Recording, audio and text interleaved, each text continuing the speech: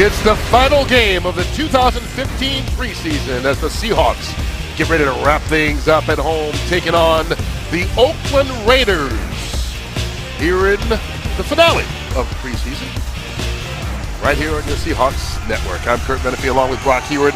And Brock, not only is this the preseason finale, but there are 22 guys out here tonight who will not have jobs, at least with this team, come Sunday. And a couple of those guys are fighting for a job in the defensive backfield for the Seahawks. Yeah, I love what Dave Wyman just said, and we can talk about that end of it, and you're absolutely right. Over 700 across the NFL. On the flip side, somebody is going to emerge. Somebody is going to prove and begin their career and watch it blossom.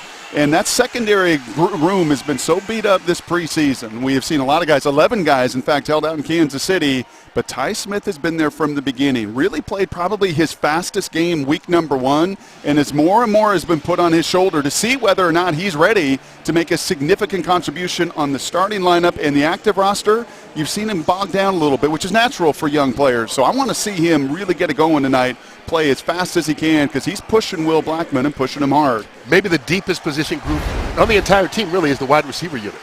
Absolutely. And Kason Williams is really challenging for a roster spot, as is Kevin Smith, two former Huskies that can look in that wide receiver room, look at Jermaine Kearse and say, I can follow that path. Undrafted free agent, find a role on special teams, do everything that's asked.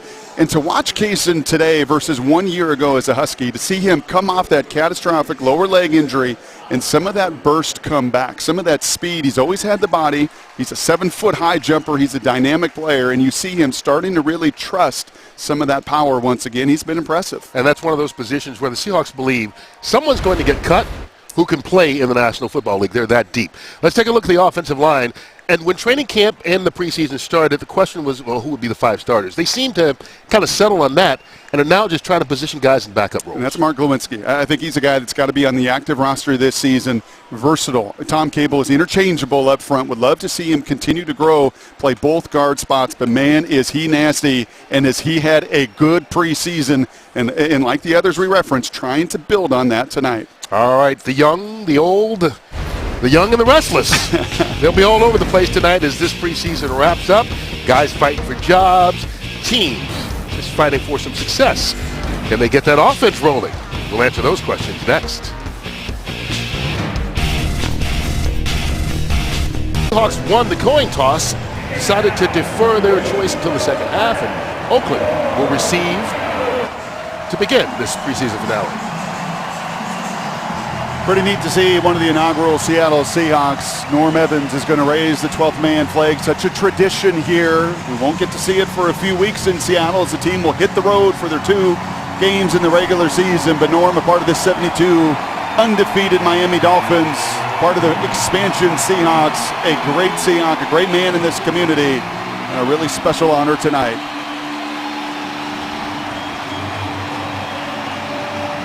Another full house here in the preseason, Stephen Hauschka. Last time he kicked the football, well, the last time it mattered, 60 yards on that field goal with 16 seconds left to give the Seahawks their first victory of the preseason. Seattle trying to win this when they go to 2-2 on the preseason, same record they had last year. Hauschka to Devin Wiley. Back of the end zone. He stepped out of the back of the end zone, looked like, but run it out nonetheless. There's a penalty marker down as he is dropped at the 20-yard line.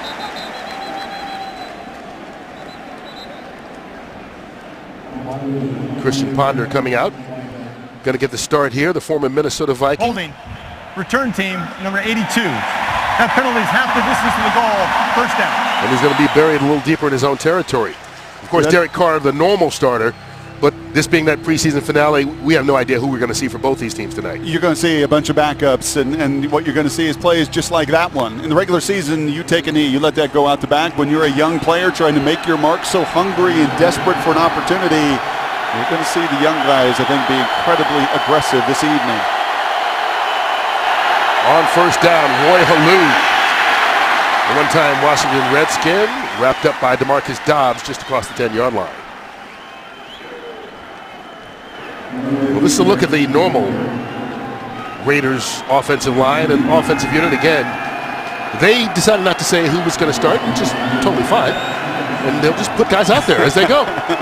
There'll be a lot of moving pieces more than any other preseason game this fourth one as you're both trying to evaluate some of those guys on the bubble on both sides and protect some of your veterans. And Derek Carr maybe not the most efficient preseason, but he's getting ready for 2 home games in Cincinnati in 10 days.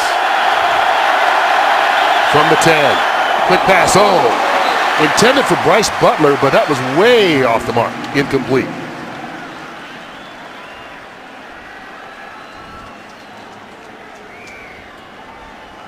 Well, there's a look at, once again, what would normally be your starters for the Seahawks. In a group that's played really good this preseason, that entire front 7. I know there's been some consternation about the offense and their rhythm and the different moving pieces in the secondary. This front's played really well. And you saw Thurl Simon on that last play. Good to see him get some work in a week ago. He's got to hurry up and get himself ready for the regular season. Off to a good start on that last play. On 3rd down, Ponder, quick pass. Ball caught by Seth Roberts. Roberts going to get enough for the first down. Out across the 20-yard line before Will Blackman made the tackle. Give him 9 yards. And talking to the Oakland Raiders folks before the game, Seth Roberts is the guy they really like. A young player, was on the practice squad a year ago, gets inside that time of Will Blackman. That slant route that we saw on the 2nd down, well, that time he gets inside of Will, gives Ponder an opportunity to get the completion and move the chains. Keep an eye on Seth Roberts. We talk about a lot of Seahawks tonight that are fighting for that roster spot. He's one of the Raiders doing exactly the same on the other side. First down at the 20.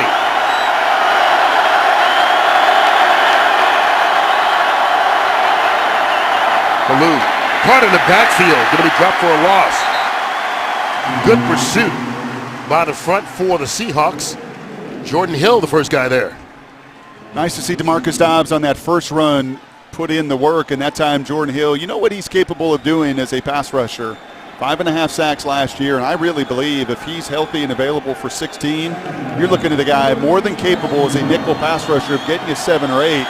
But more importantly there, showing you in the run game, he can add some versatility, not just going to be a nickel pass rush guy, but somebody to rotate in with a Reuben and Mebane. It's an excellent push on a first down run going nowhere. And that rotation up front is where the Seahawks think they've kind of gotten back to where they were in 2013. The year they won the Super Bowl. There's Eric Pinkins to wrap up Ballou right away. Going to fall about a yard short of the line of scrimmage on that one. And Frank Clark active once again. We've seen this all preseason with this defensive group. Doesn't really matter who it is. Denver ran at them in that first game. Some loss of containment. Probably no surprise with very little live tackling. None actually all preseason long in camp. That first game, the tackling and that push and that aggressiveness, the swarming to the football, not nearly what it's been the last 3 weeks. And great to see Frank Clark once again active early. Keep an eye on him. He's now at the bottom on the left tackle, bottom of your screen on that defensive line. And they'll try to stop the Raiders before the 30. Rod Streeter, not even close. Made the grab. Kevin Pierre-Louis right there with him. And so a good defensive series for Seattle to start this game. And you see 3 throws from Ponder there, and all of them less than 5 yards. A couple slant routes, a little flat route. Bill Musgrave talking to him on the sidelines there. Christian Ponder is being pushed by Matt McGloin, and McGloin's the opposite. He is going to be hyper-aggressive. Ponder will play the first and the third, McGloin the second and the fourth quarter tonight. A very competitive battle for their backup spot in Oakland. Marquette King on to punt for Oakland. B.J. Daniels back alone for the Seahawks. High kick. Daniels on the run. Nowhere to go. Dropped at about the 37-yard line, and so the Seahawks will start from there as tonight's first quarter brought to you by Western Washington's Toyota dealers.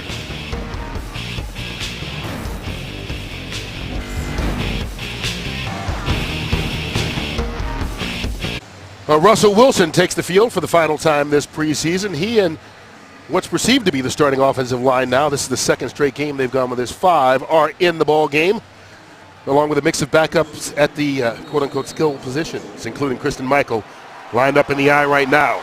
And starting at running back as the Seahawks begin from the 37-yard line. Michael, first carry, nowhere to go. Maybe even lost a yard on the play. And there you see that offensive line they've settled on. Okun, Britt, Nowak, Sweezy, and Gilliam. And Gilliam has really been the guy that's made this thing work at right tackle. And nice to see him play 65 snaps, kind of like Thurl Simon, get his legs underneath him in that position, and a real mix and match tonight. Very little Jimmy Graham, but plenty of young guys. No gain on the last play. Russell's first pass. He's got a man. Tyler Lockett again. There he goes. What can't this kid do?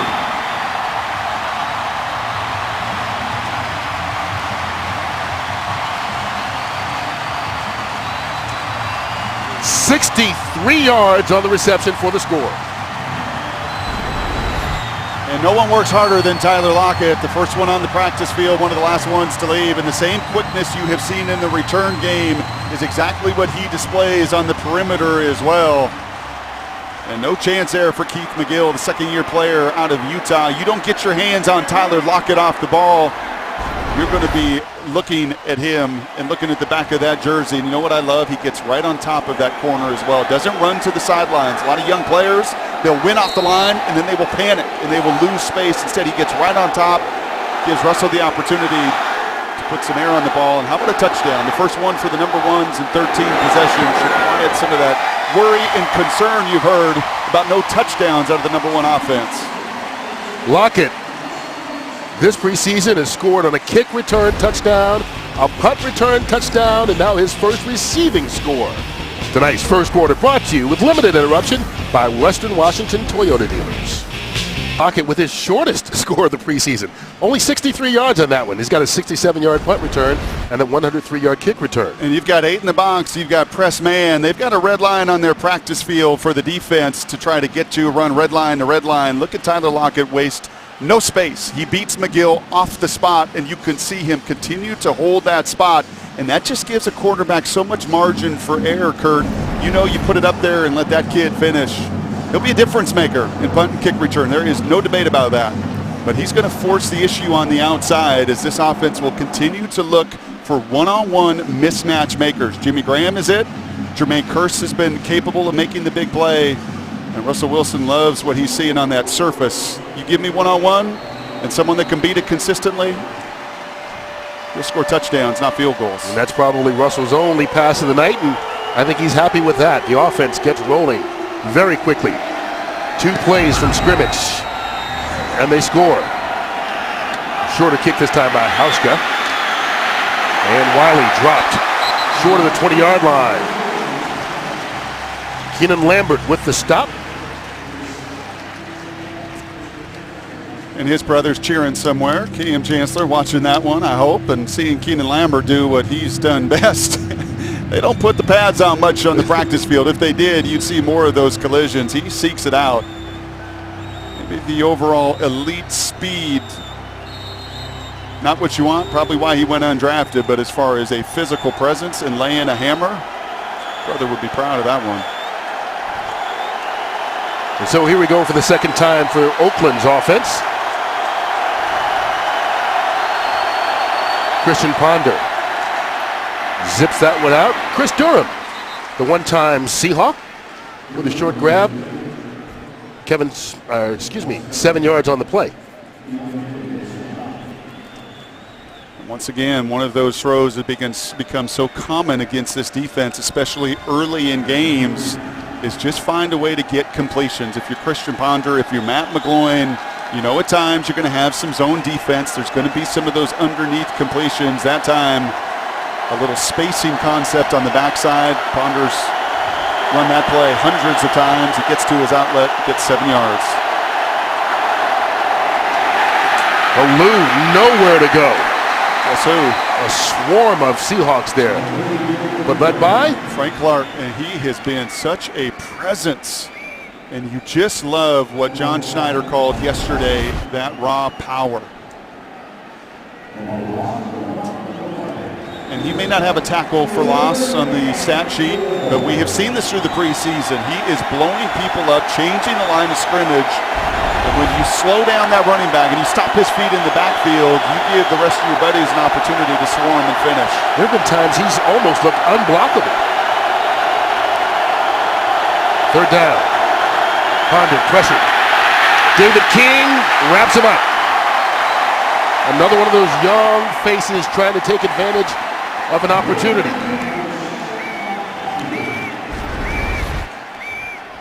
Cincinnati practice squad, good job of getting his hands there on the big left tackle. That's Matt McCants, more of a natural guard, a lot of injuries, a lot of movement on Oakland's O-line. The loss of Menelik Watson, a big one for them. Active hands, such a principle of Dan Quinn over the years, continued as DQ has moved on to Atlanta. And those defensive linemen, they watch a Michael Bennett do it every single day. You win early with your hands, you typically win late. Marquette King with another punt. This time backs B.J. Daniels up. Good kick by King inside the 15. Daniels will fight his way out to the 19-yard line. Flags on the play.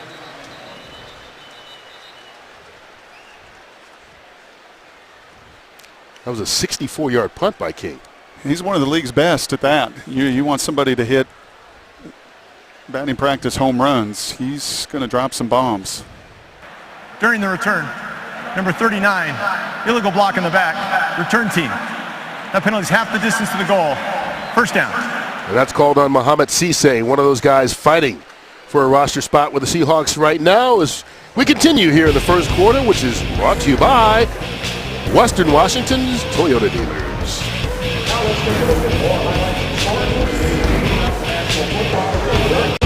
Seahawks football is presented by Washington's Lottery and the Department of Imagination. Imagine the possibilities. You said it a kick. Look at this place filling up. You have seen a bunch of preseason games. In fact, in St. Louis for their opener, third preseason game, 37,000 showing up to the Edward Jones Dome. Very different for R.J. Archer and crew today, nearly a full house. And the volume, as you'd expect in this building, ramped up. Archer, his first series, hands it off to Christian Michael. Michael, the lone starter in there at a skill position. Three of the starting offensive linemen are in there still. Brent, Nowak, and Gilly. No surprise. They're going to continue to get reps, and that's good news for Archer. The opportunity to play with some of those starters up front, hopefully give him a little bit of breathing room. Really good news as well that Tavares Jackson warmed up today, was out on that field getting a good sweat in. Looks like he will have a little challenge, hopefully no setback as he readies himself for that backup spot. Yeah, a couple weeks ago, I think a lot of people thought he'd be ready for the opener, but looks like he just might be as Christian Michael gets around the end, but there is a marker on the play as well. May have had some help getting around that end. Holding. Offense, number 63. That penalty is half the distance to the goal. Replay. Second down. And that's on Mark Lewinsky, one of the two fourth-round picks in this year's draft out of West Virginia. And you'll remember he's Dave Wyman's player to watch tonight. Well, you can see him. And unfortunately, just not getting his head across there. It is the most minute of details. And I love Gary Gilliam a couple weeks ago saying, aim small, miss small. But you got to get your head across there as best you can. And the way the big men in this league run and move compared to the Big 12 conference, very different. All he could do there, unfortunately, was reach and grab and set the Seahawks back.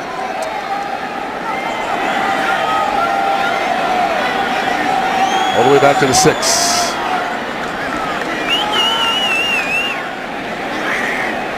Out of the shotgun, Archer. Three-man rush, he gets it off and can't connect with Luke Wilson. Even though they only brought three, still a little bit of pressure on Archer, forcing him to throw that ball a little sooner. And you're going to see that route quite a bit this season. Jimmy Graham has already had a couple of those completions, and Luke Wilson showed a year ago, second in yards per reception on this team, only behind Ricardo Lockett. Archer, when you get into that end zone, your heart rate typically picks up a little bit. Rush that throw just a little bit, but Graham going to be such a nice weapon for Russell on an out route just like that. Michael, big hole. And Christian Michael gets the first down out across the 20-yard line.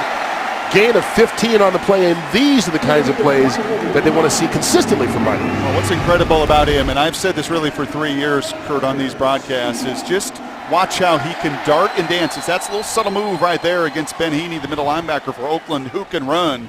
But look how low when he sinks those hips and he gets in and out of those cuts. He is such a difficult target to track down. and throw in the speed and pop. And you know why they drafted him in the second round 3 years ago. Empty backfield. Archer steps up, throws that one low, and it's caught. Good job by Tyler Lockett of going down and getting that ball, and a good throw by Archer of making sure either Lockett would catch it or no one. Your guy or nobody. That's exactly right. You got a tight little window. Maybe it's not really clean as you're in the pocket. You put that ball in the one spot that you trust your rookie receiver to go get it. The go route earlier just distanced himself with his quickness off the ball. And this time in a very tight space, running full speed away from it, shows you the body control to get down on the ground and make the completion. Pickup of 14. Archer zips that one. This time it's Ricardo Lockett. He's the one with the E. They say that's how they differentiate. That's right. E and no E. That's what they call him in the locker room.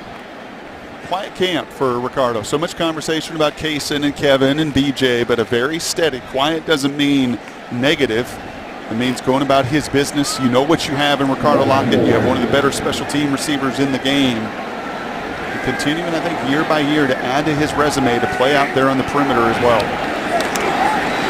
On second down, Thomas Rawls now in the game, and he breaks through. This kid out of Central Michigan is one of those guys that the coaching staff has talked about all preseason, just about his toughness, his tenacity, and actually he's got a little burst with him too. He runs for 17 on that one. He sure does, and I got a new term yesterday thanks to Coach Cable and John Schneider, and that's short steps. And you can see it. How can you cut on a dime and create in a very tight space? Look how tight this window is right there to make that missed tackle go. Short little strides and steps near on ball. The rookie out of Florida is left reaching and diving. Very competitive battle, and you're going to see Michael and Rawls bring it tonight. Both those guys probably fighting for the same spot. Quick pass out to Ricardo Lockett on first down. Short pickup of 2, and Rawls is one of those young men, graduated in 3 years from the University of Michigan, went to Central Michigan, and then only played 9 games. He had some legal issues off the field, but in those 9 games, picked up 1,100 yards rushing. 5'9", about 220 pounds. And just a hard runner. I mean, there's one very clear scouting attribute with anybody the Seahawks have brought in this regime to training camp, and that is you better put your pads down and you better really run and be willing to run through people. And Rawls has demonstrated that. There's Michael back in the game now. Did you see that block by Derek Coleman? Michael doesn't pick up much, but whatever he got, it was because Coleman upended somebody. And I want to say that's near on ball 58 again, who whiffed earlier, and you can see Coleman, and he's peeling back on that block. And it wasn't. I think it was actually the defensive end. And you better be real careful when you're playing that position. You got a 245-pound man whose assignment is to block you, and you leave your feet, you give an opportunity. A backflip kind of block. That's one that we play over and over in the Seahawks film room. Here's Archer on third down, going up top. B.J. Daniel bouncing around, can't pull it in. Nice effort from Daniel on that play, but just couldn't make the catch. This is Doug Baldwin to a T. They love this concept. They get into that 2-receiver set, and you try to give your inside fade route, that inside route down the sideline, so much room, and B.J. does all he can. An underthrown ball. You saw RJ's reaction there. He knows he's got to put that ball out in front of him and let BJ do the rest, much like Russell did with Lockett on the touchdown pass. That time an underthrown ball forces the incompletion and a long field goal attempt. Yeah, Hauschka, we talked about that 60-yarder he kicked with 16 seconds left to go in San Diego to win the game 16-15. And as he lines up, Seattle going to call a quick timeout with 3:16 left to go. Maybe talk this one over just a little bit more. By the way, Taylor Mays nearly with the interception on that last route as well. Local kid, O'Day kid here out of Seattle, picked up by Oakland late. Played for Pete Carroll at USC. But these are the situations. You see Brian Schneider there and Pete, and they talk about and talk through all of these roles and how much do you want to experiment and see exactly what Hauschka can do. And I promise you, Hauschka's saying, Coach, I hit from 60 a week ago. I got this in my back pocket.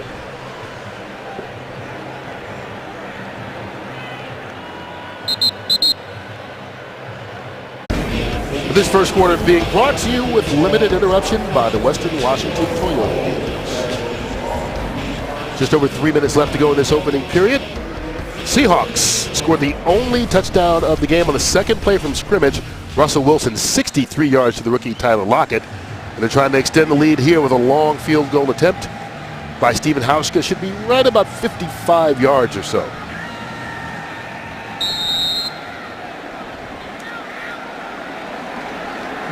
Right on the yard marker, in fact. 55 is this attempt.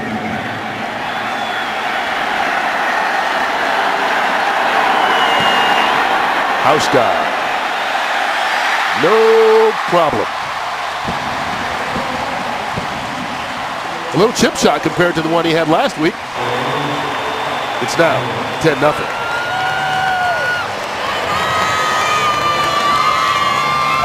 And yes, this first quarter is being brought to you with limited interruption by the Western Washington Toyota dealers.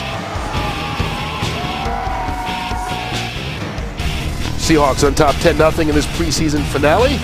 She flew here all the way from the Philippines to see Russell Wilson. Now that's a fan.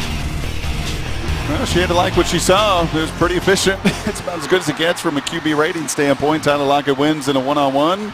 Easy go route, score a touchdown. First touchdown with the number ones this preseason. Only the second offensive touchdown at all by the Seahawks. And the defense doing what they've done, playing with really tremendous energy no matter who's in the game. I think we've noticed through covering 4 of these preseason games that when it comes to watching and interacting and picking up your teammates, you will see these veterans on this club as involved as anybody. Russell Wilson going to be on that sideline, on that surface, always digging, always learning, helping R.J. Archer along.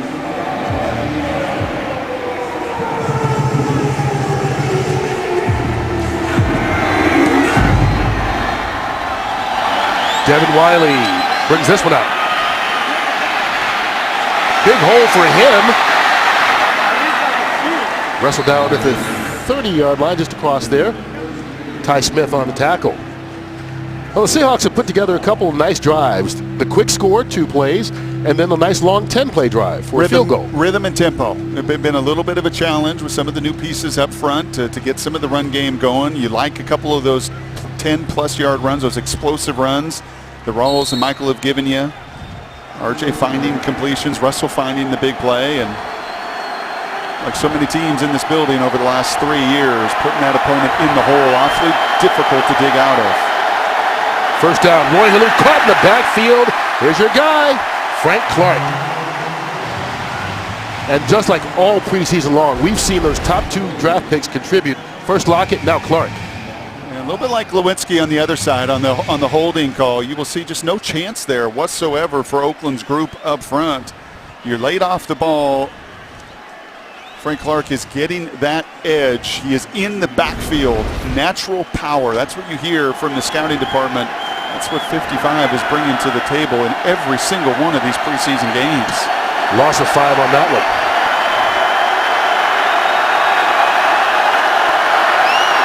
Ponder goes up top. Bryce Butler there. There's a late flag coming in. Ryan Murphy was on the coverage and may have gotten too much of Butler.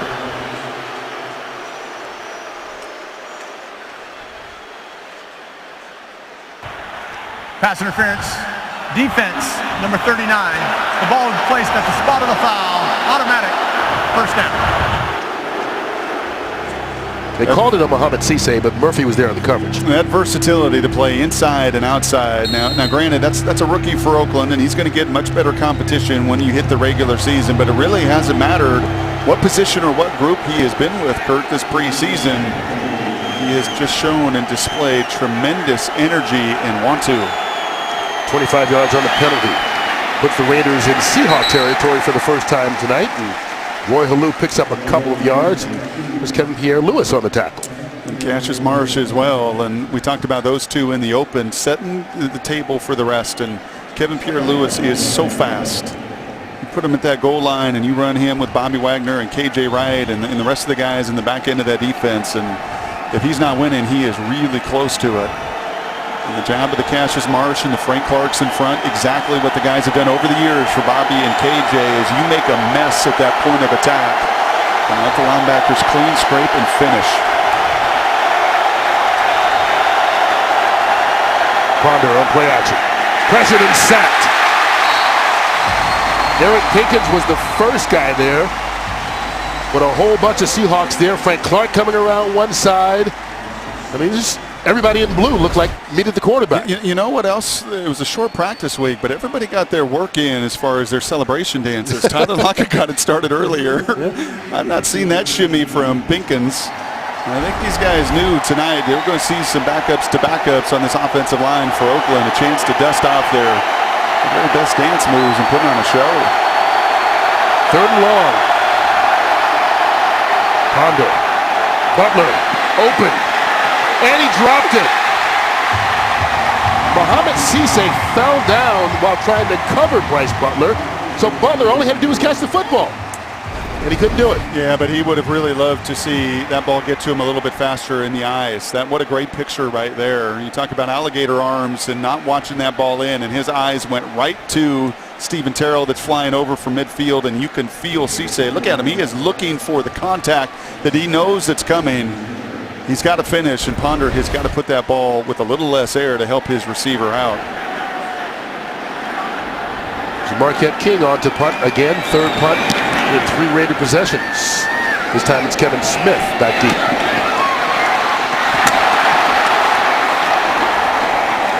Trying to show the coaches what he can do as a return guy, fighting his way out across the 25-yard line. 43 on the punt, 16 on the return by Smith. And so with 37 seconds left to go here in the first half, R.J. Archer gets another shot.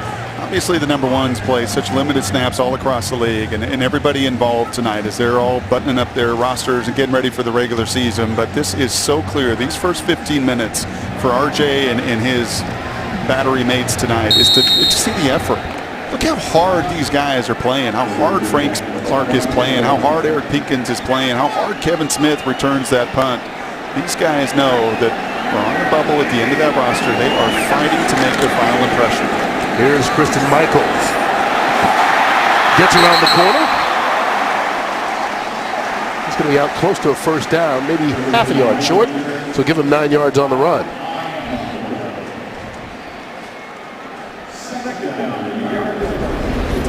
A little better job week by week. Alvin Bailey, a nice job of being locked up and getting the helmet and the hat on a head. Anthony McCoy at that tight end position. Equally as well. You just watch the evolution from the first preseason game and trying to hit your targets and hit your spots with the live bullets compared to the 4th preseason game. Good growth in their run game this first quarter. Going to go a yard or so, 2nd and short. Michael gets it. And Christian Michael picks up the first down on what will be the final play of this first quarter. Seahawks have had the ball twice.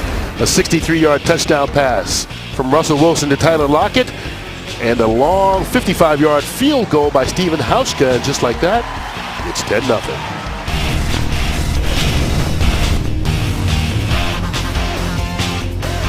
3 quarters left to go in the preseason. The Seahawks have looked as good as they have all preseason long in all phases of the football game. And right now, if you wondered, what should I do at the Seahawks Pro Shop? It's the official store of the Seahawks. And you know it's your best source for the latest releases from Nike, New Era, and more. Well, for you and your family, all you got to do is shop. Seahawks.com/Pro Shop to get the latest gear. Just like that. R.J. Archer looking for Ricardo Lockett. Can't connect, incomplete. Exact same play that they ran for the touchdown to Lockett. Got in that I formation. Kind of fun to see tonight. 3 receivers, 2 backs, Tukuafu in the backfield. Good 7-man protection, and that time McGill, who was burned for the touchdown earlier, you can see the difference in technique as he is staying over the top. He gets his hands on Lockett and really gives RJ very little room to fit that go route in.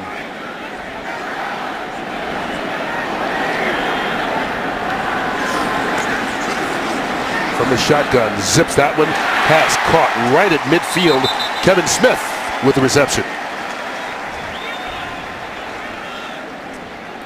Young man out of Washington, you talked about it, just about getting a chance. Remember he made training camp last year, wound up not making a team, sat out of football, and now getting another opportunity. It looks like a different player almost. Well, and what you see with him, and you know that Pete Carroll through his years has loved the big-bodied receiver. There was Mike Williams early here in his tenure, Sidney Rice, who was brought in as a free agent. And Smith may not be as long and as tall, but at nearly 220 pounds, he is very physical at that position. Thomas Rawls after the 11-yard pickup.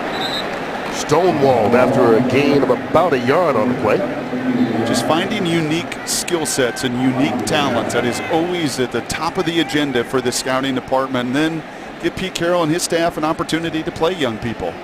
You know, a lot of folks in the NFL, Kurt, and you hear this all the time in all the cities you go to, wow, we want to do it the Seahawks way or the Green Bay way and play young people and have a young roster and draft well. But how many are really willing to take some of the risks that this crew is to play young people early? Find me another organization in the NFL that has that risk tolerance, because I don't think there is one. There's not many, if any. Archer sidearms that one, incomplete. Flag down on the play. Will Tukuafu, the fullback, the intended receiver, but we'll see what the penalty mark is all about. Foul. Chop block. Offense. Number 34. That's a 15-yard penalty. Replay. Second down. It's on the rookie Thomas Rawls. That's a big one, and when that defensive player is engaged with your offensive lineman, you love the chip.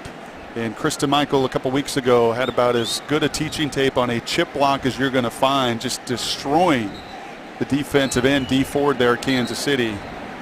But if that player is engaged, you cannot go low, and that 15-yard penalty, a big setback. And asking point blank yesterday, by the way, what is it with Rawls? What does he have to do, and what did we hear? Pass protection, just that element. And it's not the want to, it's just knowing exactly where to go and how to put your team and yourself in the best position for success. Well, you forget that out of young players, I mean, the guy who gained 1,100 yards rushing probably wasn't asked to block a whole lot in such a mission. Quick pass. Rawls catches this. Breaks a tackle, gets out to the 46-yard line. Nice recovery, picks up 10. Now you put yourself at least in a position after that large penalty at 3rd and 14. We saw the draw route earlier draw run earlier on 3rd and 12 from Kristen Michael. Wouldn't be surprised you see another screen or draw in this situation. And also take a look outside. You've got Kevin Smith, you've got B.J. Daniels, you've got Kason Williams. You've got really all three guys now on the field at receiver, possibly fighting for one spot. Raiders jump. Free play. And Archer was the only one that saw that. Kason Williams stopped running, and he expected, you see him telling him, I expected you to keep going. We had a flag on the play. We could have taken a free run at it.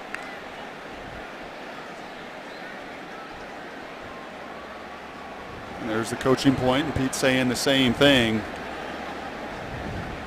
Offside defense. Number 97. 5-yard penalty. Replay. 3rd down. Mario Edwards Jr., rookie out of Florida State, called for that one.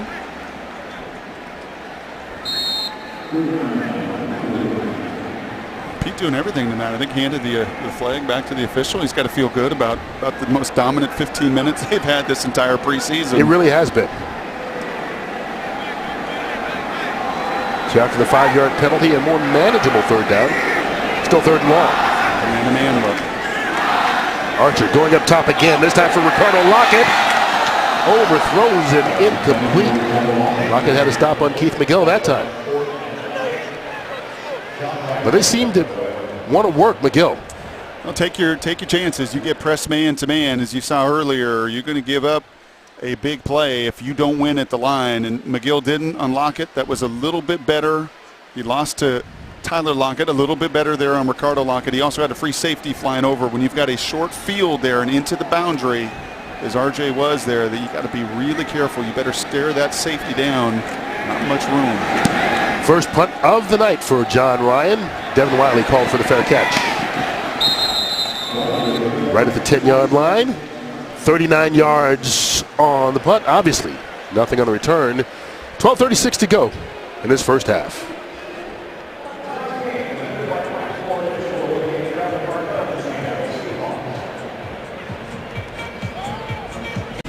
Seahawks football is presented by Washington's Lottery and the Department of Imagination. Imagine the possibilities. New quarterback in for the Raiders. Here's we get going. Their first possession in the second quarter. Matt McGloin out of Penn State, and he's one of those guys, you just love this kid, don't you? He's just so tough. I mean, Scranton, Pennsylvania, and he is everything that you would think of and characterize someone from Pennsylvania. He's tough, he's gritty. He kind of reminds me of one of my old teammates, Glenn Foley. He just has a lot of courage in the pocket. Another redhead, completing 79% of his passes this preseason with a pair of touchdowns. Hands it off on first down, Michael Dyer. Nowhere to go. Jesse Williams in there on the tackle, and I mean, this guy has been the feel-good story of training camp. The feel-good story in the guy that's gotten more push and pressure at that line of scrimmage than he did in his first couple years combined. And a lot of that had to do with the knee injuries. Spent the previous 2 seasons banged up. This offseason very well documented in his battle with cancer. The kidney removed just 3 months ago, and really out here playing his very best football this entire month of August. A disruptive force. He really has been pretty consistent this year as well. Dyer again. Dragged down. Brock Coyle with the stop, but there's a penalty marker as well. I think Jordan Hill dragged down in the backfield.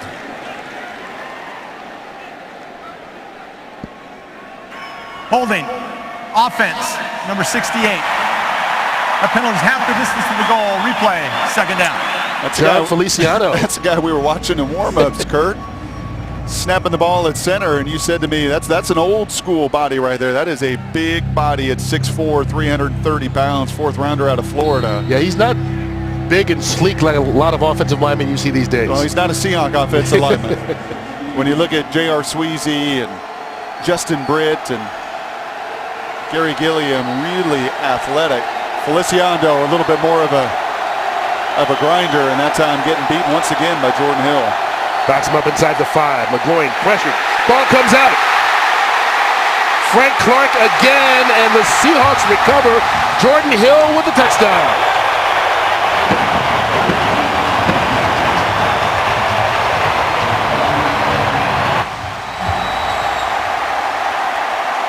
Hill recovered it for the score, but Clark made that happen. Got the pressure, got the sack, got the strip. I'm going to say the sack dance may need a little work, but the pass rush is in fine form. He's been picking on Matt McCants, the rookie third-year player, all night long, and man, does that got to feel good for Frank Clark.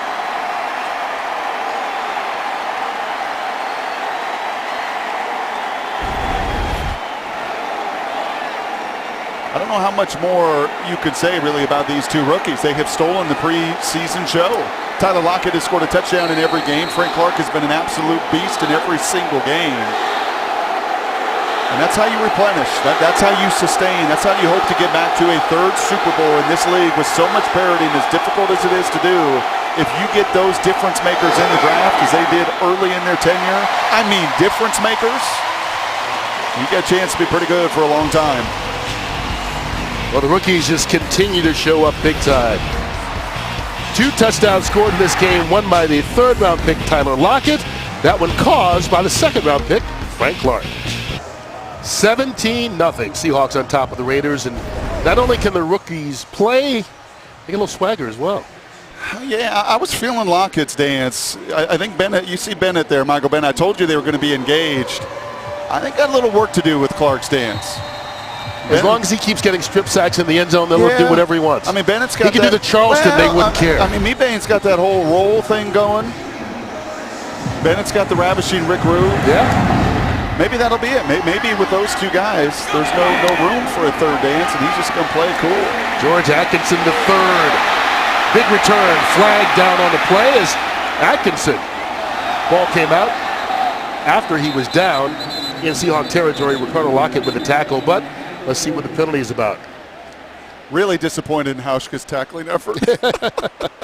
Is that your big criticism? Is that the kicker? During the return, holding, return team, number 45. 10-yard penalty, first down. You're not happy with the tackling of the kicker in the 2nd quarter of the final preseason game.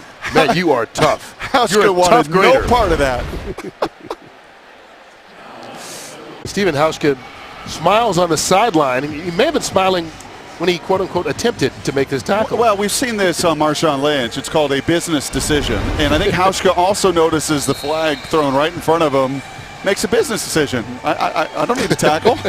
Two-hand touch, right? I'm a kicker. I got to get to the regular season. And I love the reaction. John Ryan on the sidelines. A bunch of the guys. Oh, they saw it. That's a smart move. They saw it. After the penalty on Marcel Reese, backed up to the 15. Matt McGloin zips that one out. Bryce Butler right in front of Brock Coyle. Gain of 15 yards on the play. And you can see McGloin take a little bit more risk than Christian Ponder did. And that time, some of the zone coverage, 17-0 lead here, completely dominant effort. Want to watch how Pinkins and a Buck Martin plays the safety position, who also has been a real stalwart this camp. Pete Carroll really fond of what he has seen from Ron Martin at that safety spot. But you will see McGloin take a lot more chances. Confident in his arm, confident in his timing. More so, I think, than Christian Ponder this evening. McGloin in his third year now in this system, or with his team, we should say, new coaching staff this year. Michael Dyer.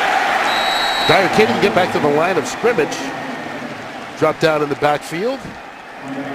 Frank Clark again. Well, this is getting a little silly now. You know, you can say that, yeah, he's going against the backups, but I mean, he's a backup on the Seahawks. And this is what you want to see when you think you've got depth.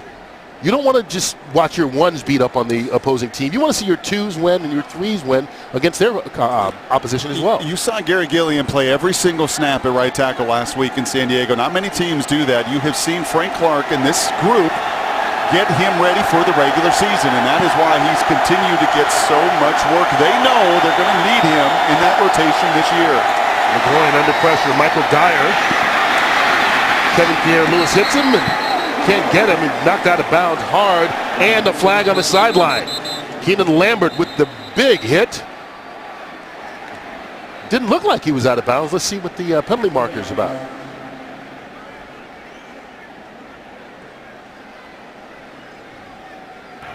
Personal foul, late hit, out of bounds, defense, number 2. That 15-yard penalty will be added to the end of the play, automatic first down. All right, so they'll tack on 15 yards on the hit by Keenan Lambert, saying that he was out of bounds. At least live action, it did look like it. Let's take a look at the replay.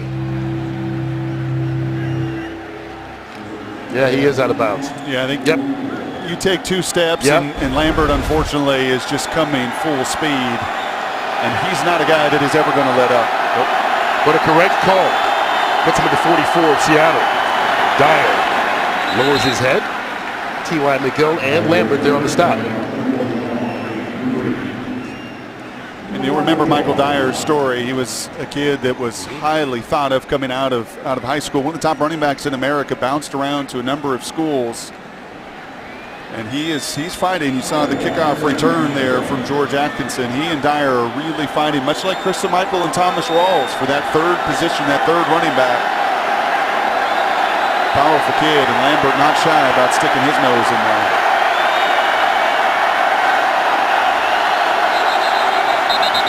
Movement early on the offensive line.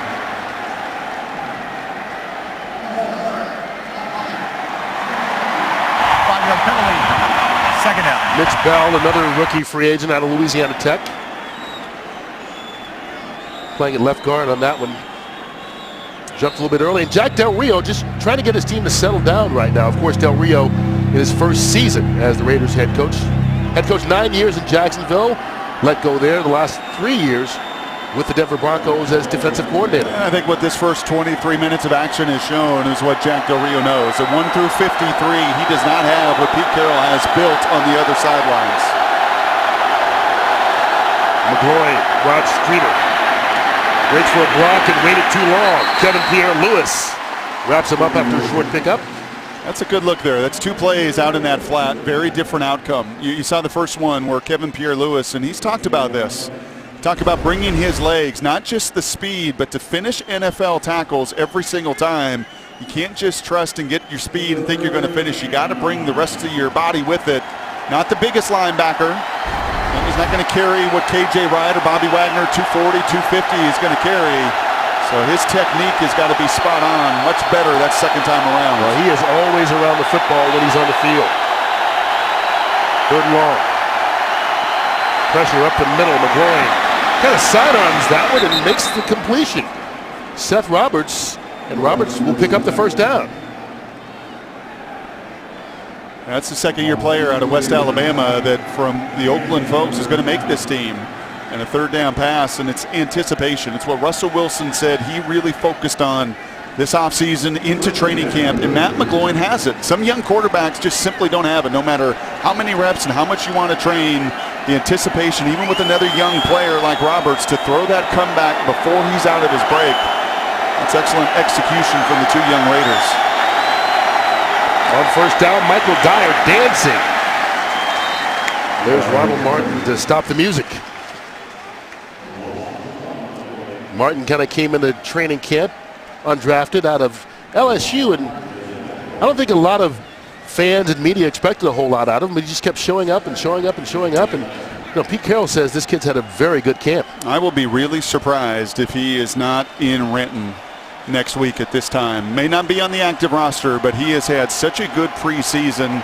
Kind of like McGloin, a quarterback on the other side. When someone just has that it factor, that feel for playing the game, Martin has it on the back end of the defense.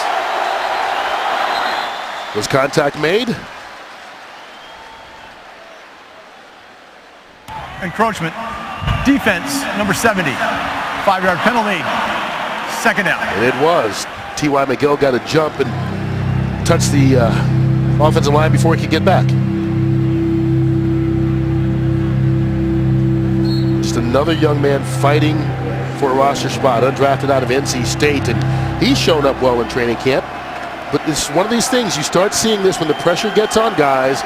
Sometimes it's the mental errors that wind up costing you, not so much what you do physically. A little man-to-man look, at least pre-snap here from the Hawks as well.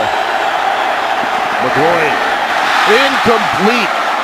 Roy Halou had to hit him right in the hands, and Brock Coyle comes flying in, thinking maybe he had a chance at an interception, but forward momentum prevented that. And they actually drop. They make their man and zone look so similar in that pre-snap look, and they drop into that zone. A really good drop there from Kevin Pierre-Louis and Brock Coyle. Unfortunately, I think that bounce surprised Coyle as he's coming in for the knockout shot. He's had a good camp.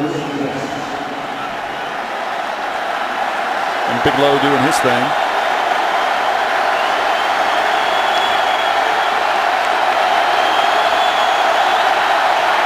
Raiders need the 23. McGloin going there. First down. Pass caught by Roberts again. You know, I love out of bounds by Therrell Simon. I love the draft evaluation process, and you'll hear this term a lot. Oh, this guy can make every throw. Oh, this guy. In fact, I'm going to see Penn State Christian Hackenberg this weekend. 6'4", 230, prototypical, built Hollywood quarterback, right? Everything you want. Oh, you can make every throw. You know what? Matt McGloin may be 6'1", 200 pounds, but on back-to-back third downs, you see a comeback on one side, and that time a deep out off his fifth step. That's making every throw when it actually counts. Hands it off this time. Dyer. Kevin Pierre-Louis. Hawk ties him from behind and brings him down.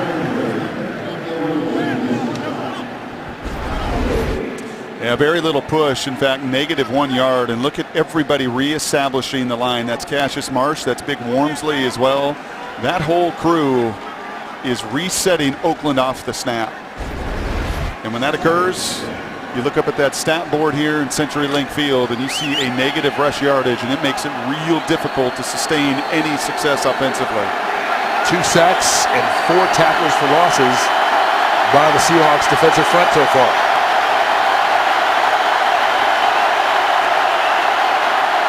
More pressure. McGloin in the end zone. Roberts hung on. Touchdown, Raiders. Well, Seth Roberts was kind of juggling that for a second and hauled it in just in time. And Matt McGloin gets just enough time in that pocket collapsing around him. Come back, deep out, skinny post. Those are 3 prototypical passes that you have to make in this league. Actually, a little bit of a seam route off of that motion. And I don't think that's going to be a touchdown. I think what your eye saw in real speed with him juggling the ball is he's going out of bounds. Let's see. That ball is moving. It is moving. Does he ever establish possession before that shoulder pad slides out of bounds? That is awfully close. You have to have possession and control the way he fell as his behind, let's say it that way, hit the ground. Review. And like all scoring plays are under review naturally by the booth upstairs, and so while they take a look at that, we'll take a timeout. 4:37 left to go. Seth Roberts standing there waiting and watching. Will his 19-yard pass count as a touchdown? Question is, did he have possession as he went out of bounds? Well, what I love here is look at Mohamed Cisse, who knows he is beat, and we talk about targets a lot with offensive linemen, defensive linemen using their hands, and look where Cisse goes and attacks. Right between the hands, knowing the only shot he's got to break that reception up with Seth Roberts to try to disrupt it. After review, the ruling on the field is reversed. The receiver failed to maintain possession on his way to the ground. Therefore, it is an incomplete pass. It'll be 3rd down and 10 at the 19-yard line. And your eyes didn't deceive you in real time, and I love Cisse's want to come back. And secondly, that is about technique. He's not just trying to tackle or hit. He is trying to rip right between the hands of Russell, and because of that disruption, force the incompletion. You hear so often players and coaches talk about finishing a play. That's what they mean. And I'd add attention to detail. Not just about the want to finish, Kurt, you're right, but then the attention to detail to attack the way you're taught.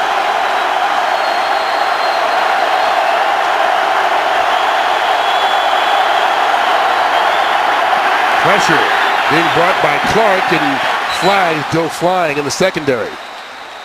Bryce Butler, the intended receiver, Therrell Simon running with him. Even when there's a flag, Frank Clark shows up. Pass interference, defense, number 27. The ball will be placed at the spot of the foul, automatic, 1st down. And that is on Therrell Simon.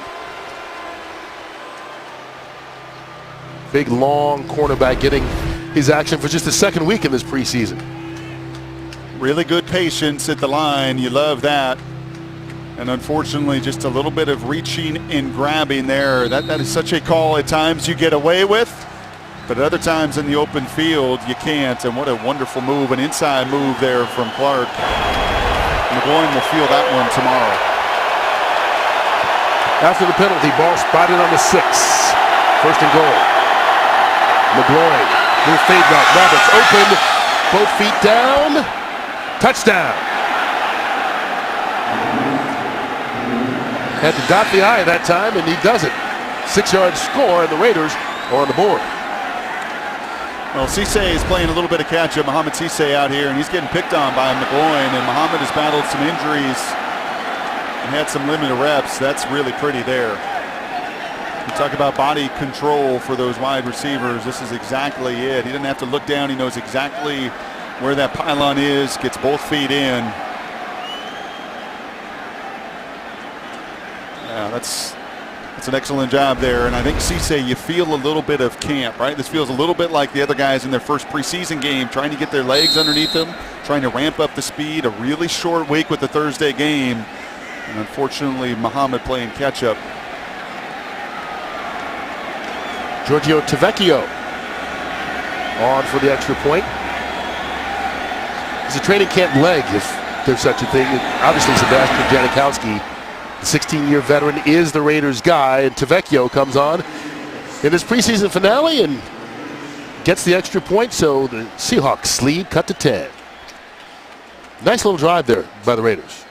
A couple of nice conversions there by McGloin as well. We said this in Kansas City, that Alex Smith had one touchdown drive, and it was very similar. It was a lot of plays. It was 12 plays, 10 plays, 14 plays. You're going to earn it. You're going to have to be really good on 3rd down, and Roberts was on the comeback, on the deep out. More importantly, so was McGloin. And that's how you beat elite defenses. I mean, that's the only way you can do it, is you have got to get the ball out of your hands. Jack Del Rio knows how important that position is. They feel like Derek Carr is their guy, but McGloin 6 of 8, 54 yards, multiple 3rd down conversions. And quite honestly, and I haven't seen every practice nor every single rep between McGloin and Ponder, but you just see this kid can play. Yeah. mean, he's came out as a free agent 3 years ago out of Penn State. And you just see he was 6 of 8 on that drive. And he was one of those guys that kind of got caught up in the scandal at Penn State. So when he came out not drafted, most of the guys that left the program, people thought, not a whole lot to him. And he fought his way onto the team and has fought his way on the team year in and year out now in his 3rd season. Well, scouts want a plus attribute. What's his plus attribute? Athleticism? No. Arm? No. Size? No. Strength? No. Creativity? Not necessarily. But that plus strength is so hard to measure from the neck up, and their ability to play the game, that anticipation, that it factor, and every time he's gotten an opportunity in preseasons over the years, even in some regular season duty, the kid has delivered. I think he's got to be their backup in Oakland. And Tavecchio kicks that one through the end zone, and so the Seahawks will begin at the 20-yard line, and we are joined now down on the sideline by Cliff Averill of the Seahawks. He's got that hat on, just watching tonight. And I'll tell you what, don't usually ask guys to talk about other guys, but Frank Clark, I mean, we're watching him, and it's like his name comes up on every play. What do you see out there as a veteran watching the rookie? It's awesome to see him out there doing his thing. You know, he's a hard worker. He goes out there and does, you know, he has a couple things he needs to fine-tune, but as a football player, man, he's making some great plays out there. And we get to see it on game day, and the fans do as well, Cliff. Take me behind the scenes. Tell me about the work capacity of him and Cassius Marsh and those young guys on the D-line and what they've done on the practice field. Well, each and every day they come out to work hard, and that's all we can ask, you know, for them to get better each and every day. They're picking up the playbook. They're not afraid to ask questions, so it's good to see their growth. It's good to see their growth. It's good to know that, you know, if I get blowed or Mike B gets blowed a little bit, you know, they can come in and make some things happen. You mean get tired? Just a little bit, yeah. Yeah, okay. That's what happens when you're 29 now. See, you're the old guy up there. You need a little rest every now and then. I am the old guy, unfortunately, but, you know, I still got a lot to tank. But like I said, you know, whenever we do get a little tired, which don't happen often, by the way, but whenever we do, you know, we got some young guys that can come in. You're the old guy. That means you're still around, so that's always a good thing. That's always a good thing. You know, let's talk a little bit about the depth, particularly of this defensive line, and kind of getting back, at least to those of us on the outside, to where it was in 2013. I mean, the depth is getting there. We, you know, initially coming into camp, you know, we had a lot more veterans, I guess, last year and the year before that as well. But coming into camp, you know, we knew as veterans, me, Mike, Bang, and all those guys, we knew that we had to get these young guys up to speed, and they're coming along fast. They're coming along fast, and they understand the game, and I think they're going to be good guys to come in whenever we need them. Hey, is Michael Bennett vocal in your meetings at all? Is Michael Bennett vocal? You can't shut him up anytime. That's because he can't talk at home, so when he comes to work, he's wired in, he's ready to talk, so you can't shut him up. We appreciate you joining us, Cliff. Thanks for having me. I appreciate it. Stay healthy this season. Yes, sir. All right, that's Cliff Averill of the Seahawks. And you know what? You can see the enthusiasm that not only he has, but we talk about these veterans as they watch the young guys, the enthusiasm for other guys and how they play. Well, it's just infectious. And Michael Bennett has a love to play football. And Cliff Averill really enjoys the craft. And for some guys around the league, and winning has a lot to do with that. When you have success, and Bruce Irvin as well, and you reap the rewards financially with new contracts and the Super Bowl rings, and it's a lot more fun to come to work and to play ball. But those guys, Bennett and Averill, really set the pace, and I think you see it's paying dividends with a Marsh and a Clark. Devin Wiley with a fair catch right at the 30-yard line. 2:22 left to go, and you know, here are some of the guys fighting for these roster spots, and you can pretty much assume, you know, which guys will be here and which ones won't, and guys that are fighting. But I think the thing that really amazes me is that you talk about depth on this team and hitting on your draft picks, and people say, well, you've got so much money invested in your top 10 guys. If you keep hitting on your draft picks, that's right. That's why you can still have success with you paying a lot to very few. And it really becomes, you hate to say this, you always want to be fluid, but it really becomes a have to. When you've got 12 guys on your roster making $6 million or more, and a number of them, the top paid, Richard Sherman at corner and Earl Thomas at free safety and Bobby Wagner at middle linebacker, you know, it is imperative that your young, much more cash controllable players really deliver. And there's some heat from Cassius Marsh, second-year guy. And you've got to hit on those young guys to make it work on the back end.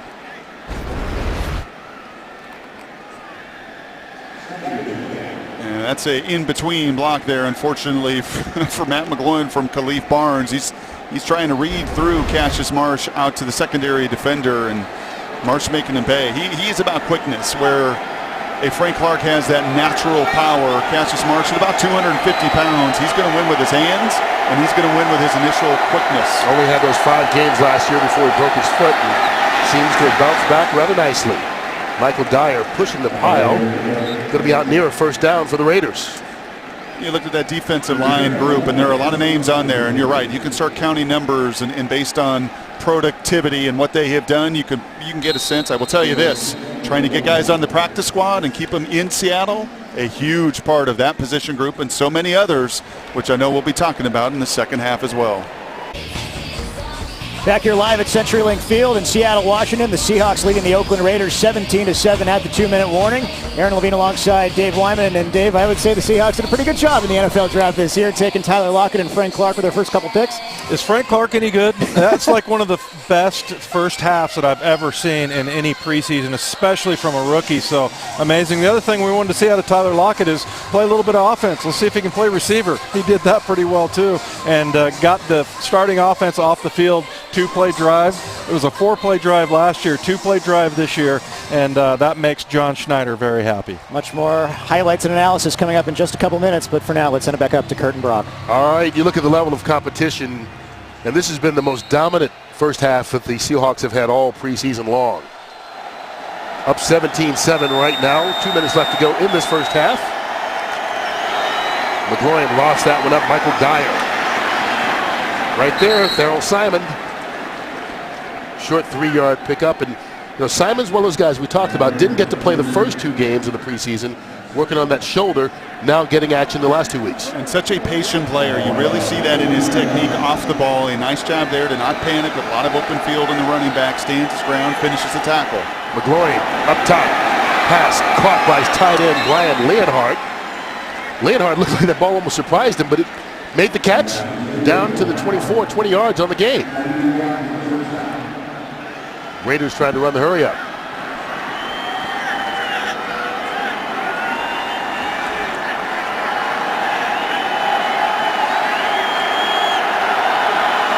From the 34. Movement early on the left side of the offensive line. False start. Offense. Number 73. 5-yard penalty.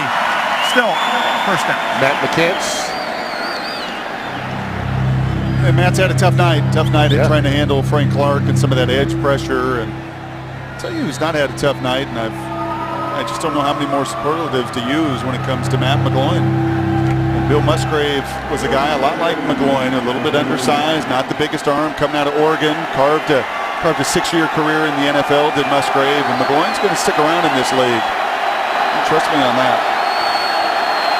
He just looks calm at all times.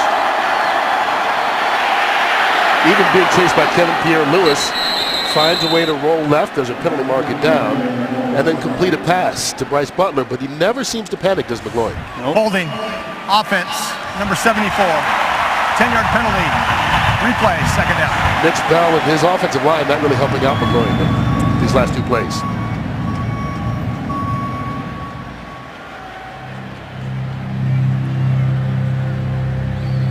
When you don't run the ball, and they've run for 9 yards in this first half, you're not helping out a big offensive line. And this is a group that we saw in pregame on the field. It's not the most athletic offensive line in the NFL, and not the best pass blocking crew either.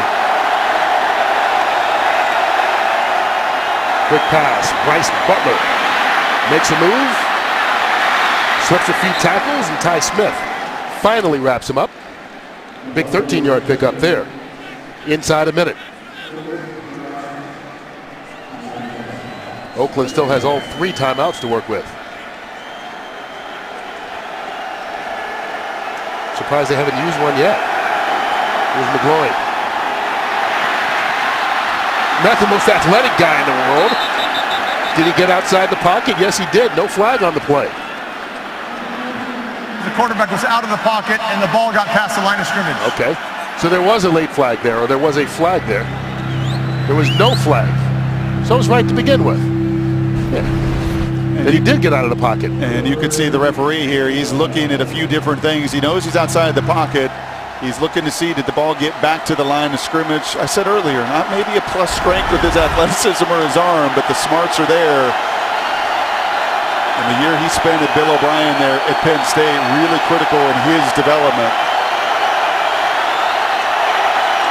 On third down, Leonhardt, nowhere to go. Marcus Burley and Brock Coyle on the tackle.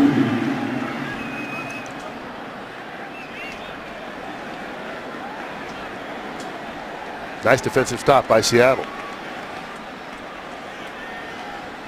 I'm surprised Oakland didn't use a few of those timeouts on this drive. Keep that clock running. Yeah. They use one now with 3 seconds left to set up the field goal attempt. 6'3", 340 pounds on the roster. And a nice little inside game there from Frank Clark. And there's 340-pound tidal wave right on top of you. I've seen that in the WWF. That's one way to stop him. Well, they have a certain type they look for in that offensive line, and he used all of it. I'll tell you, we saw an earlier pressure where I told you it's not a tackle for loss. It's not going to show up on a stat sheet. That doesn't either. But that's a forced holding call, puts you back, forces a little check down, ends the drive. Frank Clark incredibly disruptive in the first 30 minutes. Giorgio Tavecchio from 52 yards away. That one looks like it's off the mark. And that'll end the first half. And so the Seahawks put together their best first half of the preseason. Offense, defense, special teams, they did everything. They lead it by 10 with 2 quarters to go here in the 2015 preseason. Aaron and Dave on the other side. Stick around.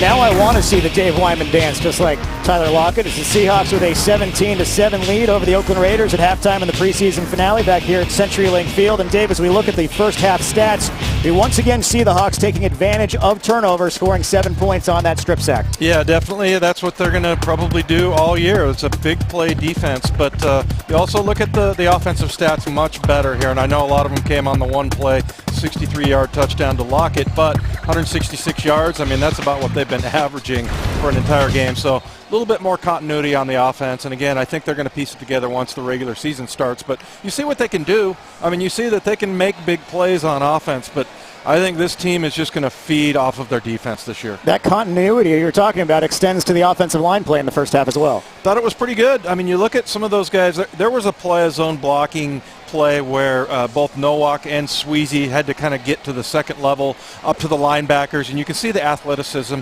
and the explosion that Tom Cable was telling us the other day that comes with Drew Nowak. So that guy has looked very impressive, and Justin Britt looking good at guard also. So pretty good pocket at times for the quarterback, and so I think it's an improvement. Love the appreciation one has for preseason football, specifically when guys are playing for their NFL dreams in their lives. Yeah, no question. And the thing is, the second half, now it's probably dawning on a few of these guys, hey, got to go out and make something happen. But you've seen some guys make some plays out here that may seal their place on this team. Well, let's go back up to stairs and rejoin Kurt and Brock for the second half, guys. All right, thanks a lot. Brock, this second half is really when we will see guys that are those guys that are on the bubble, that are fighting for their opportunities, and as they just said, for their NFL lives here. Yeah, and what you love to see is how hard everyone has played when they come in, and that's no surprise. I mean, these guys really crank it up at practice. Pete gives them every opportunity when they hit this field to hit it running and to hit it with fresh legs, and I think you're going to see tremendous energy in the second half as well. Any specific battles you're looking forward to here? I just want to continue to see that depth in the secondary. I think that will continue to be some of the conversation and more and more pieces coming in. Cisse got a lot of run in that first half. Daryl Simon played the entirety of that first half as well. So getting a chance to see the Ty Smiths and some of the guys on the back end of that defense still very much fighting, maybe not for a roster spot, but to show that they're one of the 10 guys that should stick around on the practice squad possibly as well. Rosters have to be cut by 1 p.m. Pacific time on Friday. then on Saturday, and then on Sunday, you can set your 10-man practice squad.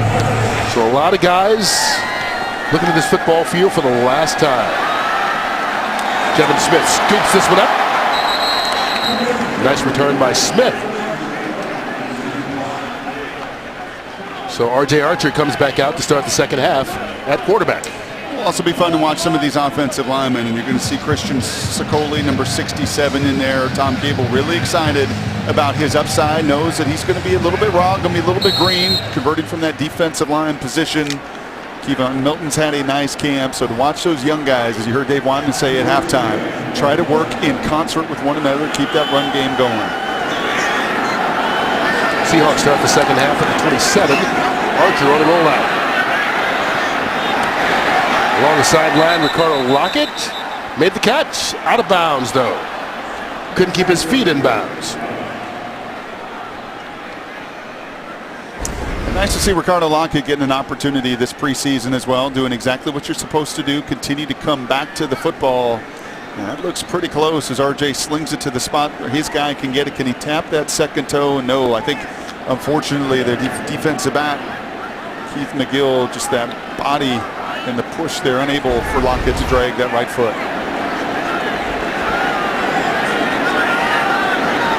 Archer working from the shotgun. Thomas Rawls on the draw play. A little bowling ball. Takes it out across the 34-yard line. But that's the kind of push. That's the picture that you want to see. We've seen plenty on the other side where Oakland's got 12 carries for 9 yards, and that line of scrimmage just dominated by the Seahawk group. Take a look at the other side. Look at the guys up front get the push. Is that Glowinski? No, that's Lewis right in the middle, driving linebacker into the ground 4 yards from the line. That's the kind of picture in the zone read that you want to see. Brings up third and short. Archer in trouble, brought down. First sack of the night given up by the Seahawks. Josh Shirley comes on the blitz. That's a former University of Washington player. You can talk about Kevin Smith. Cason Williams finished his career at UNLV. But unfortunately there, Alvin, try and get to the legs of Josh Shirley to cut him down. And there you see some of the athleticism. Undersized, it's about 230 pounds. But Shirley's motor continuing to go. He played some ball in this stadium as well. Husky Stadium under renovation. The Huskies played a year in here, and Shirley making a sack, making a point. 3 and out to start the second half for Seattle, and a short kick by John Ryan. You don't see many of those from Ryan. You can see the frustration on his face. Raiders take over for the first time when we come back. Just 21 yards on that punt. Seahawks football is presented by Washington's Lottery and the Department of Imagination. Imagine the possibilities. Sometimes the stat sheet tells the story and sometimes it doesn't, and I would argue 4 tackles, sack, tackle for loss, forced fumble, QB hurry doesn't even do justice to how dominant Frank was as well, drawing penalties, holding calls, blowing up plays in the backfield, letting his buddies swarm and finish those tackles off. As Dave Wyman, you heard him say, about as dominant effort as you're going to see in a preseason, and continuing for Frank to come out of the tunnel and get more run in the second half. He plays full speed all the time. Quick pass out to Gabe Holmes. Wrestled down by Kevin Pierre-Louis.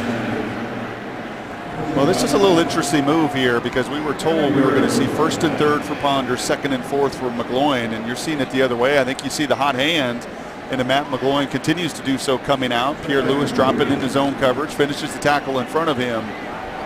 But as sloppy as Oakland was in that first half, really in every phase, as dominant as Seattle was in Pete's crew over Jack Del Rio, really wants to come out and establish a little bit of tempo. And McGloin, 10 of 14, 113 QB rating in that first half, really sharp. Hands it off this time. Michael Dyer cuts through a hole. Tripped up by Keenan Lambert, but falls forward for the first down.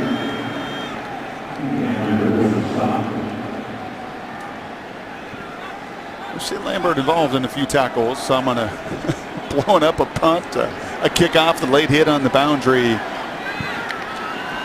There is just no debate about his desire to seek out contact. Brother of Cam Chancellor, and taking advantage of the playing time created in training camp with an extra spot available at safety. McGloin, ball tipped, incomplete, and Lambert almost had an interception.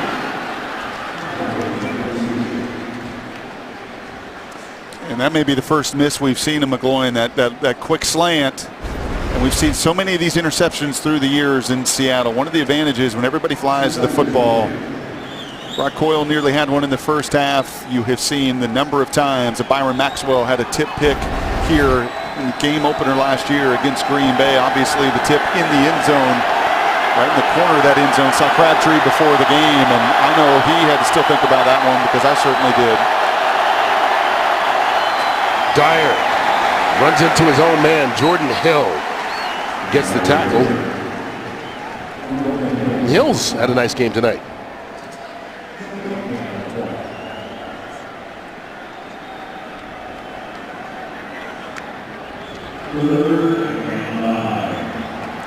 People forget he was third on the team last year in sacks, 5.5, and they all kind of came in a bunch. That was really after Brandon Mebane went out and lost for the year on IR with that hamstring injury. Opened the door for Jordan. I don't think there's any reason that he can't get north of 5.5 this year in that sack column. Leading the 30. McGloin up top. Chris Durham. Good job on the little comeback. Makes the catch. Good enough for the first down right in front of Ty Smith. You'll remember Chris Durham, a fourth-round pick of John Schneider and these Seahawks years ago, and Ty Smith does a good job with that initial contact, running hip to hip. But there was a comeback on that same sideline for a third down conversion from McGloin, who buys just enough time. He sees the pressure coming right in his face. He knows Durham's a big target. He trusts that he's going to come back to the football. Picks up 13 yards. First down for the Raiders. Dyer, he just stopped running. Well, he saw Cassius Marsh coming around one side. Frank Clark coming up the middle and was like, okay, let me put the brakes on. They've had about 10 carries and there have been very little opportunities in any real hole of any magnitude. And this is Marsh and Coyle actually converging. Loss of 2 on the play.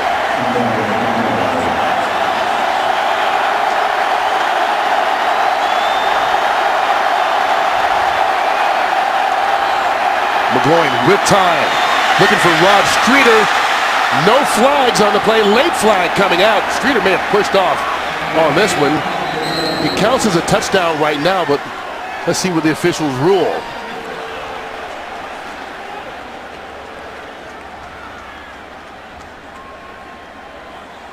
Pass interference. Defense, number 28. That penalty is declined. The result of the play is a touchdown. So they call the pass interference on Marcus Burley, and the touchdown will stand. And Streeter, real productive a season ago in Oakland, and this is a quarterback like that comeback, trusting, put in a spot where Streeter is going to get it, and unfortunately Burley just losing sight here. That nickelback spot, he's in the slot, he's in excellent position, just can't find the football. McGloin can't play the position better than he's played it. You just really can't. He's testing some of the inexperience in this secondary. He's putting the ball in a position where his guys get it. Nobody gets it. He's found some real rhythm and tempo. And he gets the Raiders to within 3. So a couple of touchdown drives by Matt McGloin, the latest. Going to Rod Streeter, who hangs on and gets the score. It's 17-14. Seahawks jumped out to a 17-0 lead in the first half. Raiders have put together back-to-back touchdown drives, and right now it's 17-14. That drive, 7 plays, 52 yards, and Streeter fighting off Marcus Burley for the catch. Did a really good job of getting back to the football, and there's a chance there for Burley to try to get a feel. Burley not the biggest of guys in the secondary. Streeter outmaneuvers him, and how about Matt McGloin now, 13 of 18, $143, 2 touchdowns. That builds on a preseason where he's now 39 of 51, 380, and 4 touchdowns, continuing to make his mark and his statement for the backup job in Oakland. Kevin Smith takes a knee in the end zone. Seahawks take the touchback. Missed the game on TV. Watch replays of all Seahawks home and away games and every NFL game online and on demand via NFL Game Pass. Visit Seahawks.com/Game Pass for more information. I don't think those fans are missing much.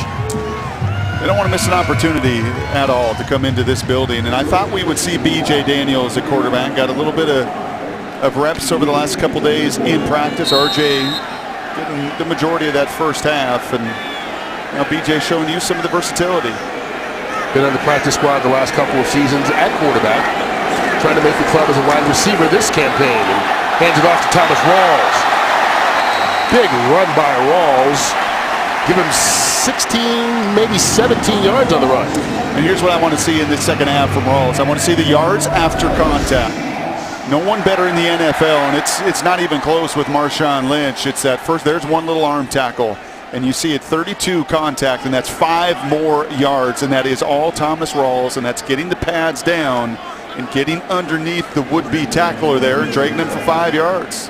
4 carries, 42 yards for the rookie. On the play fake, B.J. Daniels couldn't get out of the way. And I tell you, B.J., it's interesting to see him play quarterback here because you wonder at this stage of his attempted development at wide receiver if this doesn't slow him down having this big part of the week at QB. What I like, Kurt, is you've given him every opportunity. Mm-hmm. You did not do this really until this week. You gave him a full body of work, the whole offseason, the OTAs, into minicamp, all 5 weeks of minicamp. And it really wasn't until this week that he started to take some of these reps. Here it is again.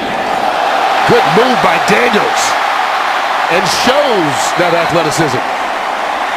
I tell you what, I was listening to your radio show this week with your co-host Mike Salt. You guys were talking with Bruce Irvin about the athleticism of B.J. Daniels, and there he shows it.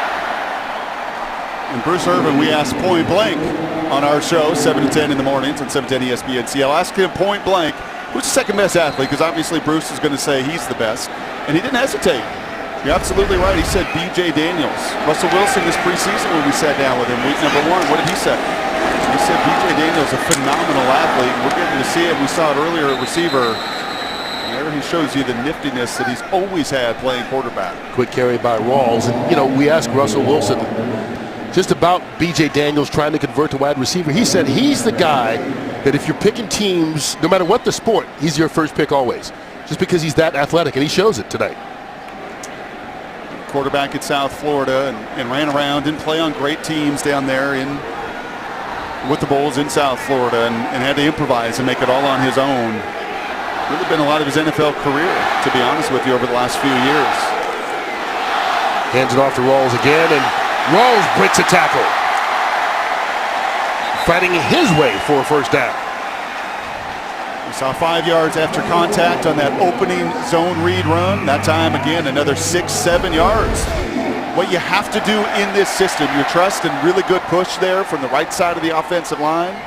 And there it is, 2, 3, 4 yards bouncing off that initial tackle. Seahawks going with no huddle.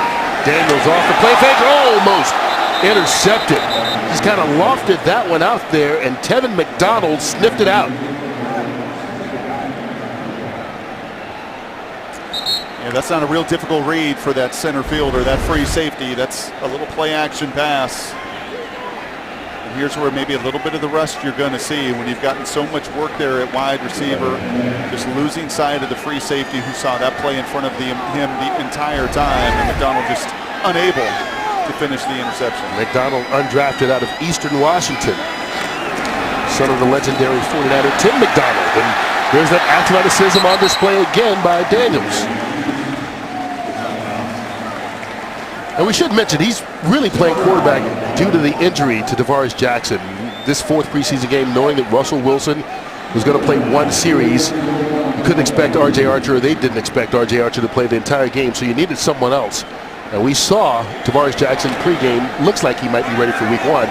We just needed somebody to finish out tonight. Yeah, and what's nice for Lewis and Sicoli is this is a big part of what the Seahawks do. Russell Wilson was the 16th leading rusher in the NFL. Their quarterback does run it. He avoids contact like B.J. has done. Great catch there from Kevin Smith. But this is a great look for your young offensive lineman. You can run the zone read in practice, but nothing better than getting the live reps and BJ giving you some of the timing and feel for a huge part of this Seahawks offense. They don't live on it. You know, they don't have to run the zone read. They've got so many other features with Russell in their passing game and Marshawn running right at you. But that is and has been such a weapon when necessary in third downs or in run situations.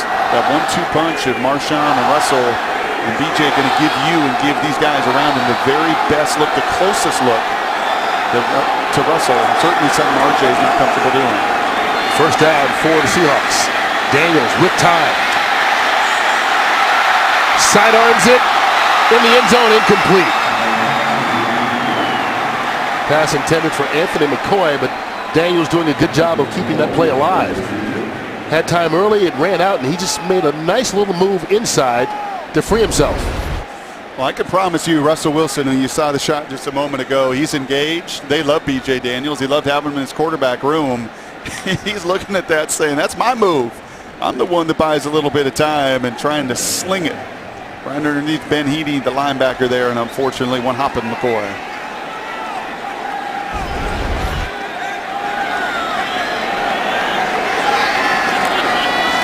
Handoff taken by Rod Smith.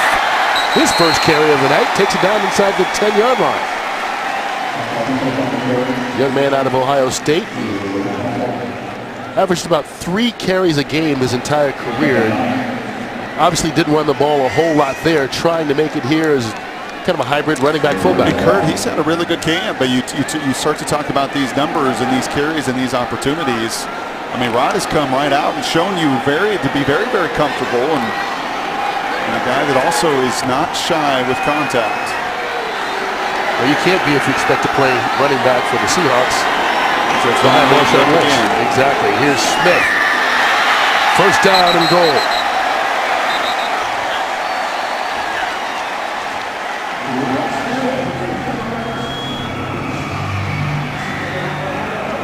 Picking up the pace, and if they can't stop it, I love it. You come right back to it, getting that same 3-by-1 set and running right at them.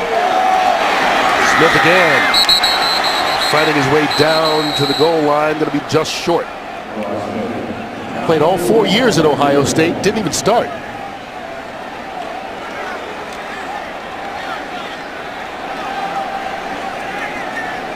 Well, if there is a system that has had that kind of storyline, it's Tom Cable's system through the years. It's running backs just like that. Give me 6'3", 6'2", 225. Give me Thomas Rawls at 5'9", 220. I don't need a first-round running back. And for so many years in Oakland and so many of his units in Atlanta through the years here in Seattle, obviously Marshawn is a superstar, but Tom's system has proven he can make a star out of a lot of different players. Movement early on the left side of that offensive line. Back the Seahawks up. False start. Offense. Number 75. 5-yard penalty. Second down. Well, the Seahawks don't have a number 75, so well, I guess they do. Look at the big boys huffing and puffing right there. I love it. Better get used to it, man, when your quarterback is nimble and running around and you're going to get in that zone read. And that's Will Precheck. Yes. Another converted defensive tackle. Which from number 74 to 75 on us. Rod Smith. Flags on the play as well.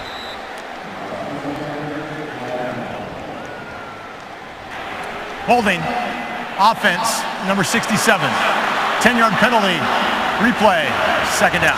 And suddenly they're going the wrong direction. Yeah, and you could see it right away. And Sicoli knew it right away. You could see his reaction after that play. And it's the consistency of those landmarks on every single one of those runs. You know, this is not complicated. It's not going to be a super deep playbook, I don't think, when BJ's running it. That same zone read, the defender starts to get a feel for it. You've got to hit your landmarks. You're left reaching and grabbing. And you see the holding call follow. Seahawks were inside the 1-yard line not long ago. Second and goal outside the 15 now. Daniels. Chris Matthews can't pull it in.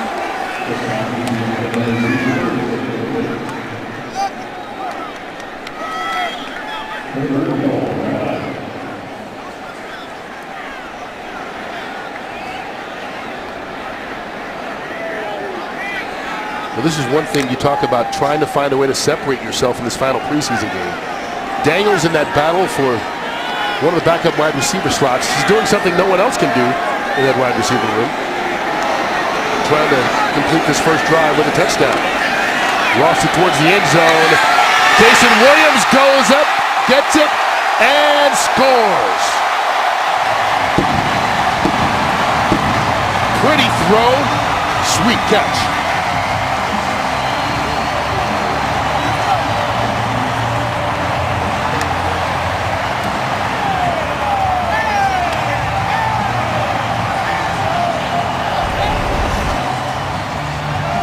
Throw it to the back pylon. You see some man-to-man coverage. Been a constant theme for Oakland.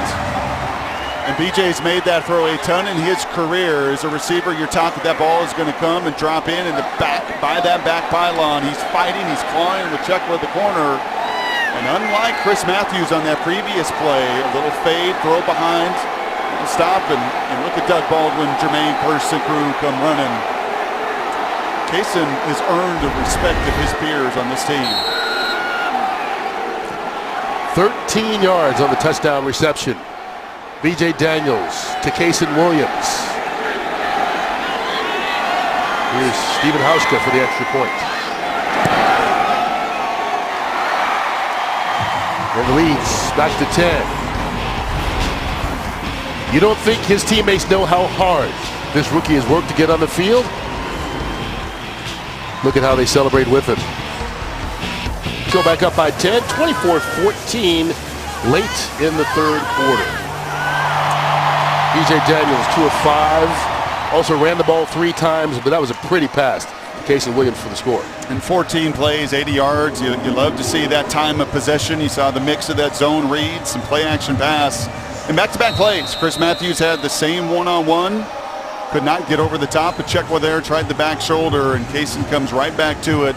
Uses that frame, uses the body, gives B.J. Daniels enough room to drop it in the back of the end zone, and most importantly, finishes it off to the praise and acclaim of his buddies that come celebrating. George Atkinson III,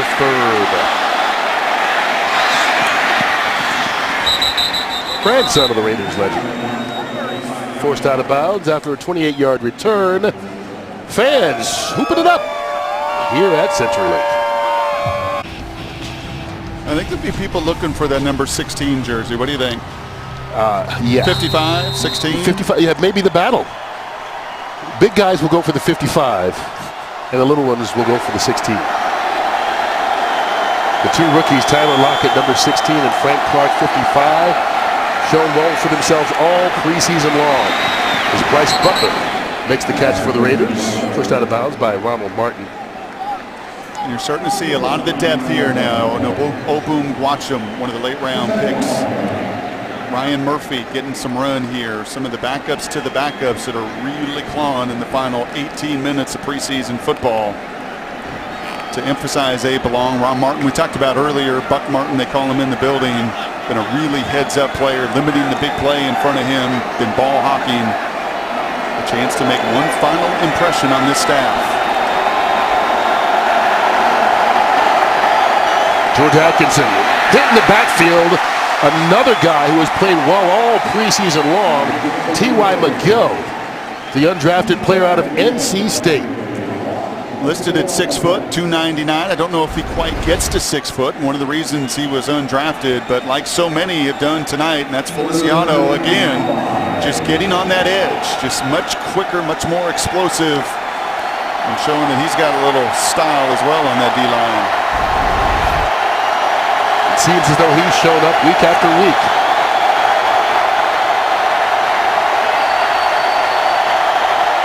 McGloin from the shotgun. Quick pass. Caught. Seth Roberts. First down. Marcus Burley right there with him. It's an important run here for Marcus, fighting for that nickelback spot. We saw Will Blackman early, and Burley, like a bunch of these guys, calf strain earlier in camp, quickly trying to catch up to the rest. Seam route for the touchdown earlier. That time, a little slant route from the slot. That's that nickelback spot. Such a vital position in this defense. You think it comes down to Burley, Ty Smith? And Will Blackman right now. McGloin up top. Almost picked off. Overthrows his receiver, Rod Streeter. And Mohamed Cisse can't pull it in. And there's a good job of Mohamed being patient and getting on top of that route. A little concept, and he's seen that plenty in practice. The Seahawks love to get in that same formation. Just love to find a way to try to wrap that one. Everything is about the ball in this defense, and he plays it perfectly. Just unable to corral it. Find out why some guys are defensive backs instead of wide receivers. Hey, you said that. McGloin trying to get his troops lined up right.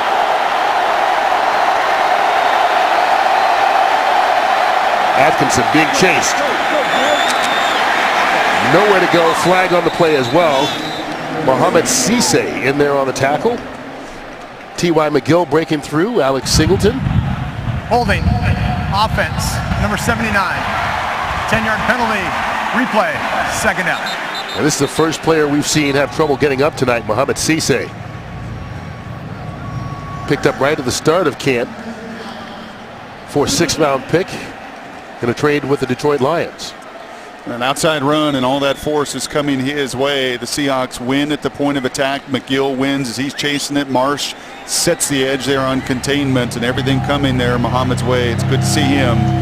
As a guy that's already missed time this preseason, he knows how valuable it is to do the best he can to stick on the field.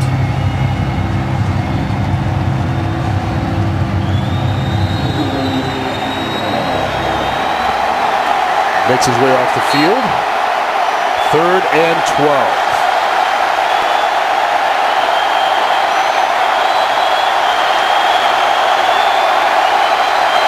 Here comes the blitz. McGloin up top. Incomplete. Good job there on the coverage by Marcus Burley as the pass was intended for Bryce Butler. I circled Marsh there pre-snap, trying to get him out on that edge. And a nice little line game. That 4-man rush has been so effective this evening. Plenty of hits on McGloin, the sacks earlier, and that time Burley finding the football. You see the difference right there between those touchdowns that he gave up to Streeter in that nickel position, trying to get a feel for where the ball was, and that time a much better job out on the boundary, knocking it away. Marquette King on the punt. Kevin Smith back deep. From the 10.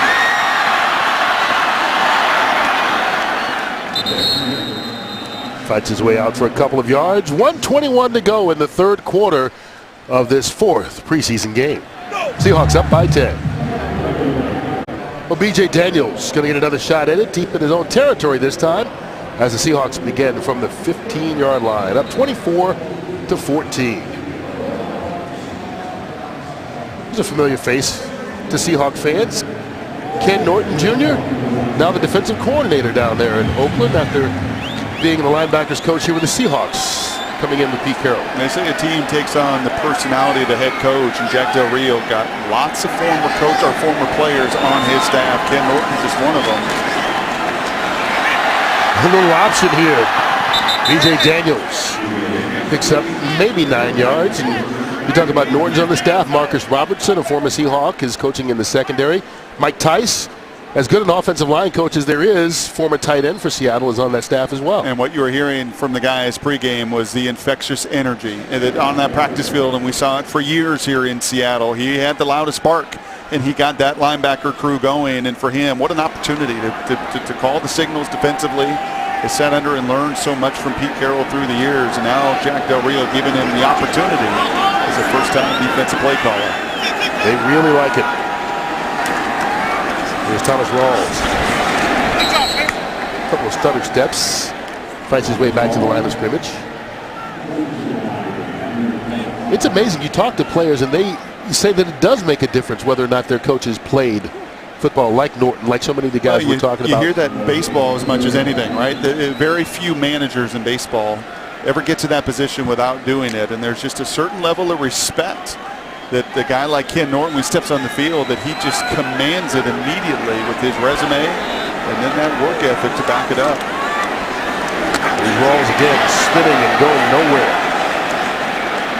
Stopped at the line of scrimmage on 3rd down. You see those former coaches with the Seahawks. There's flags going flying everywhere.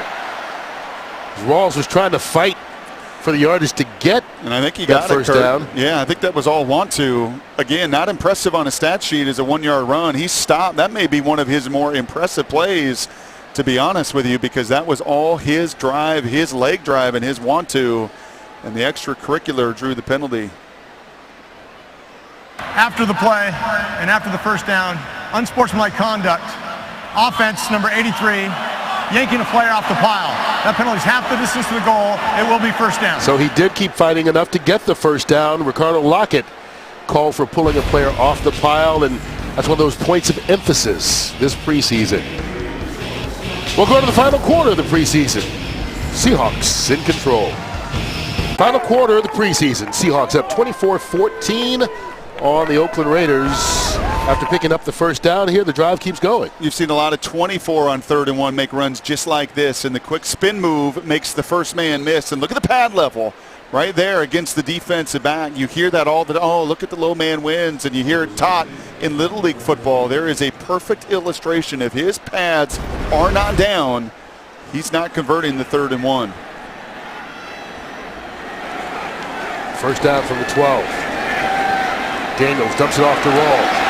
Slips a tackle, fights his way out to the 19. It seems like time and time again, he has the way to make that first guy miss or at least not get a clean hit. 6 more yards after contact. And, well, Bruce Irvin said this week that Michael Bennett was maybe the greatest teammate you could ever have. And Michael Bennett kind enough to join us on the sidelines. What do you think of that praise from one of your buddies in your D-line room? I think I'm the second best teammate after Barack Obama. So, is he on the team? He's on my team. Okay, I voted for him. But nah, I love that. You know, Bruce is such a great teammate. I got a lot of great teammates over here, so that's a great honor to have such a guy say something like that about me. Here's Cliff Averill. Well, Cliff has already gotten his camera time tonight. He's back for another interview. He wants more camera time. Hey, Michael, you want to talk about quarterbacks that you love so much again, or what do you want to do tonight? Man, you know what? I'm talking about, B.J. Daniels is a guy that's out there playing quarterback. He's playing receiver, returner. I think he has that slash type of thing like Cordell Stewart back in the day. Wherever you put him at, he's making plays. And it's kind of cool to see a guy go out there and, time after time get counted out. But every time he gets his chance or his opportunity, he makes the most of it. Is there something we could ask you about that you wouldn't have an answer to? No, I know everything. I don't know if you know everything, but you have fun with everything. That's for sure. My nickname is Michael Obama. That's 2 plugs for Obama you've gotten in one interview. I know. He's my cousin. You got any plugs for number 55? Man, you know what? Frank Clark he's a real special talent. He's the type of guy that you get. He hustles very well. He's relentless, and he does a lot of great things. Man, he reminds us of me a little bit. The things that he does out there, his speed, his ability to get around the edge and do things in the backfield. I think he's going to be a great changeup for us to have this year. Just another guy that's explosive that can do a lot of good things. Talk about explosive.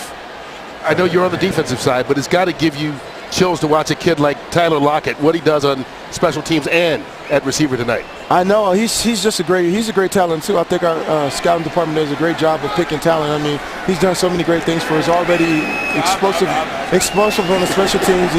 Makes so many plays on special teams. Then he goes out there on the first play and does something great and catches the big ball. I think he's going to be he's like another Percy Harvin for us. The ability to make a play from wherever he touches the ball. And I think he's going to bring a lot to this team and he's going to change our special teams and change a lot of things that we do.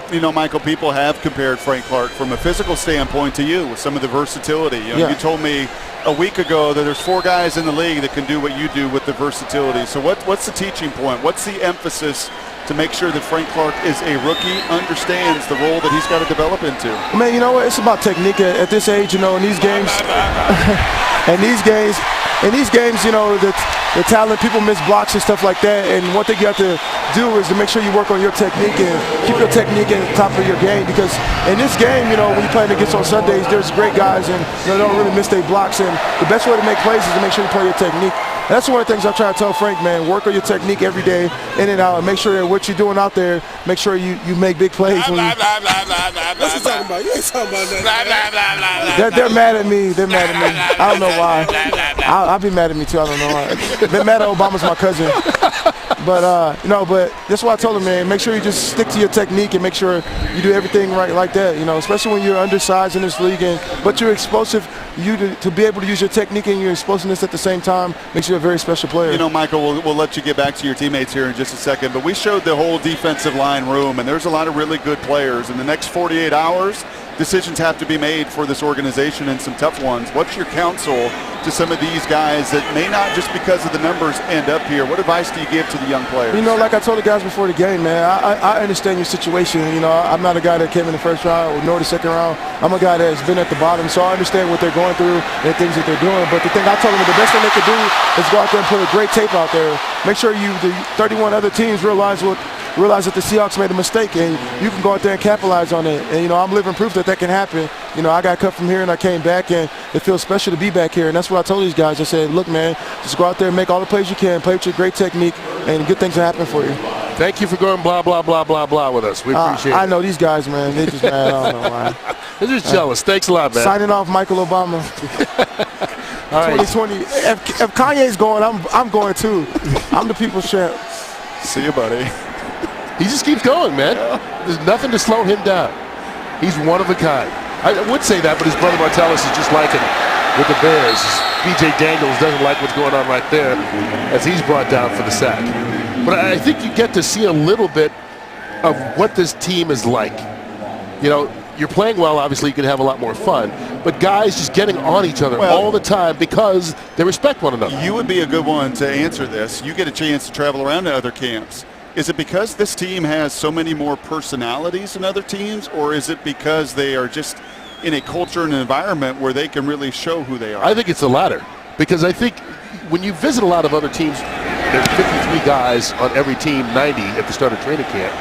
But a lot of places you're not allowed to show your personality. Pete Carroll has set up a system and a culture that allows guys to be themselves here. As long as you play football, we don't care if you laugh, you talk, you're quiet, whatever, be yourself.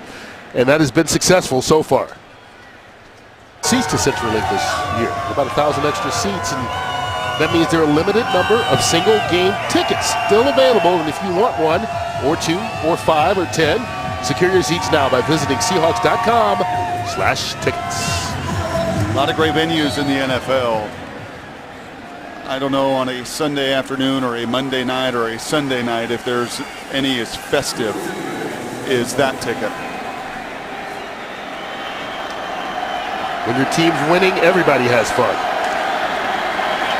Matt McGloin on the bootleg. Being chased by Cassius Marsh.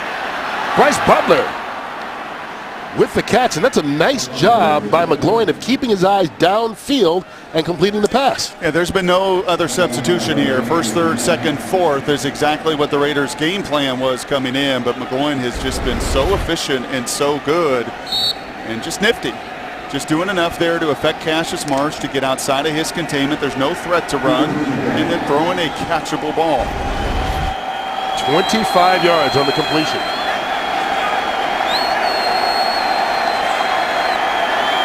First down from the 45. The handoff, Roy Halou. Haven't seen him since early in the ball game. Ty Smith cutting through and trips him up. 3-yard gain. It's a good tackle in the open field there. One of the rare occasions that you've seen any green grass for any of these Oakland runners. And back into that group. Lambert's going to tackle you. Nice job there by Ty Smith. Got to have a willingness in this system. There's going to be times where you are that backside contain. There's going to be times where you are going to be the force player. Richard Sherman, one of the best, if not the best corner in the game, is willing to tackle. The young guys see that and they follow along. The end around, Seth Roberts. Didn't fool the Seahawks at all. David King giving chase. Tyrell Adams swings him out of bounds.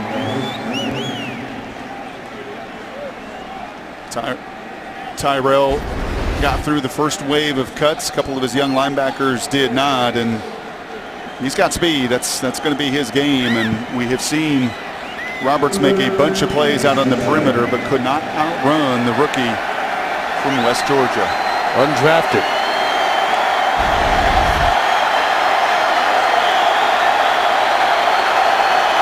Adams in the fight for one of those linebacker spots. And Will Blackman in the nickel right in the slot here in one-on-one coverage. Play clock hit 0. You can see McGloin saying that they didn't reset the play clock in time.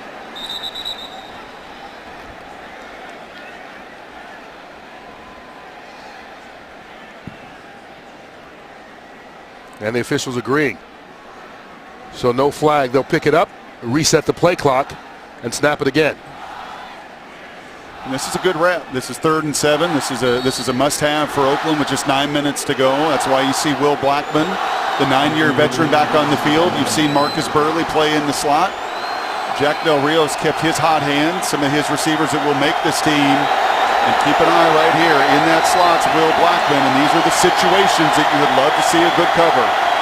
Going against Bryce Butler. McGloin goes the other way. That ball may have been tipped at the line of scrimmage. Nonetheless, it falls incomplete. That was a good job by Will in the slot, getting his hands on the receiver. Nowhere to go. McGloin's thrown that comeback outside. And that time, just no space to squeeze it in. Kevin Smith back deep. Getting a chance to show tonight what he can try and do as a return guy as well as a receiver. In a battle for backup wide receiver, and we figure the team usually keeps 6 or 7 guys at that wideout spot. Smith on the run. Cuts it back. If he can get around the end, he's got room. Forced out of bounds by the punter, Marquette King. But a good return all the way out to the 40-yard line by Smith. 28 yards on the punt return. There's just some guys at the appropriate time make the decisions for the staff. Kevin Smith making his impression. Well, the officials working on mechanics tonight as well in this final preseason game. Craig Rolstad, the referee for the game, going to sit out this series on the sideline and let the officials practice as if they had a man down and what they would do with only 6 officials on the field. Fair to say, Kurt, situational football? Yeah. You know, teams, for them too. Teams work on all these different situations. You get in a 4-minute drive or 2-minute drill or situational red zone. You get a man down, you never know what's going to hit. Those referees and that refereeing crew has got to be able to adapt and improvise as well. So 6 officials on the field as the Seahawks start at the 40. B.J. Daniels. Pressure. Gets rid of the football, incomplete. Probably a wise decision there. Play to a player's strength. Call the game to just play to their talents, and you see some empty, you see some zone read, you see a different game being called here for B.J. Daniels, and you're going to see with R.J. Archer. You're not just so stuck that, boy, this is my scheme and we only do one thing. No, you have the ability for Gerald Bevel and you're that offensive staff, especially in these situations like this. 8 minutes left in preseason football. Try to get your players and put them in the best position for their own individual success. Boy, they fooled the defense of the Raiders. Daniels faked the handoff to Rawls, and everybody went with him. But Daniels just couldn't get around the edge there. But you know what else you've seen 3, 4, 5 different times now tonight is his ability to ride that fake at the mesh point. You're right, but this move right here, instead of turning up and running into all that contact, much like Russell Wilson does, he gets out of the way. What RG3 has shown an inability to do, unfortunately, in Washington and some of the other running quarterbacks is avoid that extra hit. Flag before the snap. All-start offense. 3rd down. Well, we know it's a false start against the Seahawks.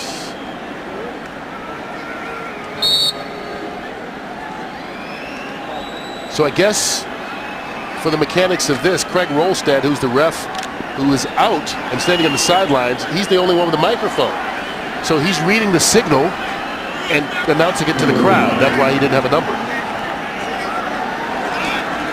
Keep an eye here on Kason Williams. Daniels flushed out of the pocket. Here he goes, big hole into Raider territory. Out across the 40-yard line, a big run on the scramble by Daniels. That's what Russell Wilson was alluding to out on the playground. Just get him in space. He could have thrown it to Thomas Rawls there right in front of him, and once again, ducking under that contact. Runs it for 20. A mandate from Pete Carroll. It's been a mandate from day one to Russell Wilson. If you're going to run it, and you're going to be available and try to be as durable as possible, but as active as you are in the run game, you have got to avoid contact. BJ doing a really nice job of that here in the second half. Here's Thomas Rawls with a big hole. Out inside the 25, and it hasn't really mattered a whole lot whether it was the first unit, the second unit, or now the third unit. Good running lanes for the Seahawks tonight on offense. And I think a couple of things. I think number one, you can see some of the confidence with the offensive line that they're getting a hat on a hat. And then number two, it's the subtleties. It's making those moves. Tyler Lockett does it in spades in the special teams game, never losing space while he's making his cuts. And Rawls has really maybe displayed that more tonight than he has all preseason long. 15 yards on the carry there. He's got 81 in the game on 10. Daniels with time. Towards the end zone, underthrew it just a little bit, and he's lucky it wasn't picked off. Dexter McDonald right there in front of Ricardo Lockett.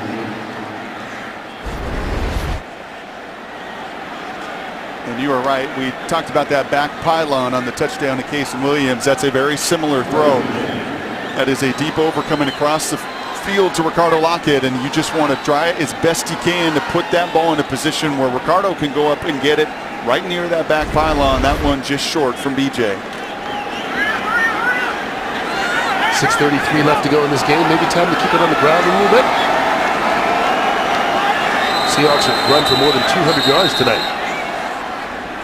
They call a timeout as the play clock was winding down.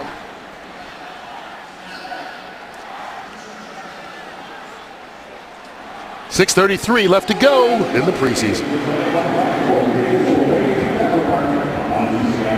Seahawks football is presented by Washington's Lottery and the Department of Imagination. Imagine the possibilities.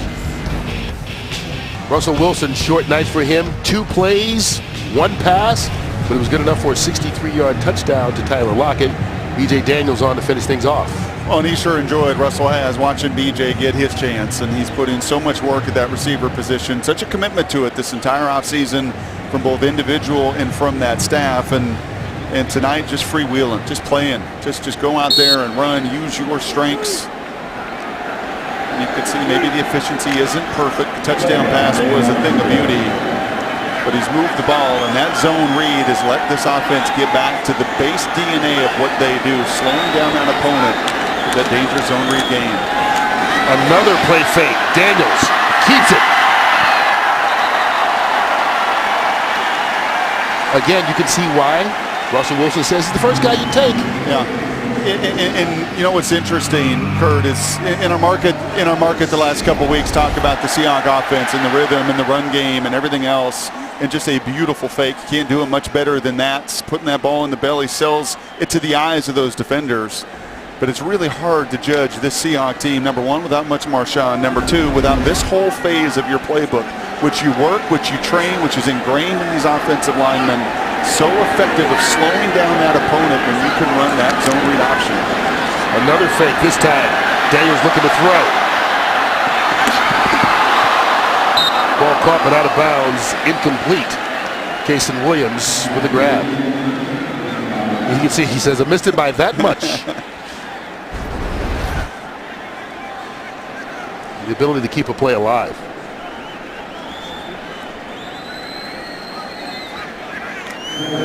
And this is why you think if he's in a battle for that last wide receiver spot, he's shown what he can do there. He's shown what he can do on the special teams as a return guy and the guy who can hit. But he's also can be your emergency quarterback if you get in that situation in a ball game. Kevin Smith takes it down to about the 5-yard line. You know, it wasn't that long ago where every team kept 3 quarterbacks. Yeah. I mean, that was the norm 10 years ago. It's just changed over the years with some of the durability of Tom Brady and Peyton Manning. You started to see Many clubs go to 2. If there was 3, there would be simply no debate about it. He would be an incredibly valuable slash-type piece as they go to hurry up. Thomas Rawls, touchdown, Seahawks.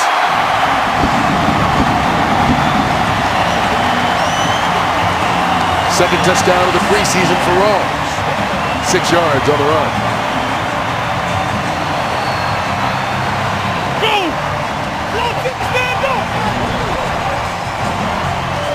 Think Thomas Rawls has had any fun? This offensive line has had any fun doing what they do best? Over 200 yards rushing tonight. And you have seen them with all that run game just wear down this Oakland crew. Wonderful job by Sokoli getting to the second level. That's some of the athleticism that Tom Cable has really marveled at with the very raw Sokoli. But these backups getting a chance to really lean on an Oakland team that they've worn down defensively. And when you've outrushed your opponent 224-10, you have a chance to run away from them at the end, which is really what this team has done for 3 years, Kurt. What were those rushing numbers again? That would be 224-10. And that's why it's 31-14. Thomas Rawls finishing off the last drive. 31-14. Seahawks trying to get to 2-2 on the preseason, and the Seahawks invite your family to join the Generation 12 Kids Club, presented by Delta Dental of Washington. Registration includes a year-long membership, exclusive invites to special events, a great Kids Club kit, and so much more. Visit Seahawks.com/Kids Club to register. Well, it's been the young kids tonight for the Seahawks. Thomas Rawls, the undrafted rookie out of Central Michigan, scored there. We saw Tyler Lockett, the third-round pick, score on the second play from scrimmage for Seattle. And the second-round pick out of Michigan, Frank Clark, was dominant on defense tonight. George Atkinson wrapped up right at the 25-yard line.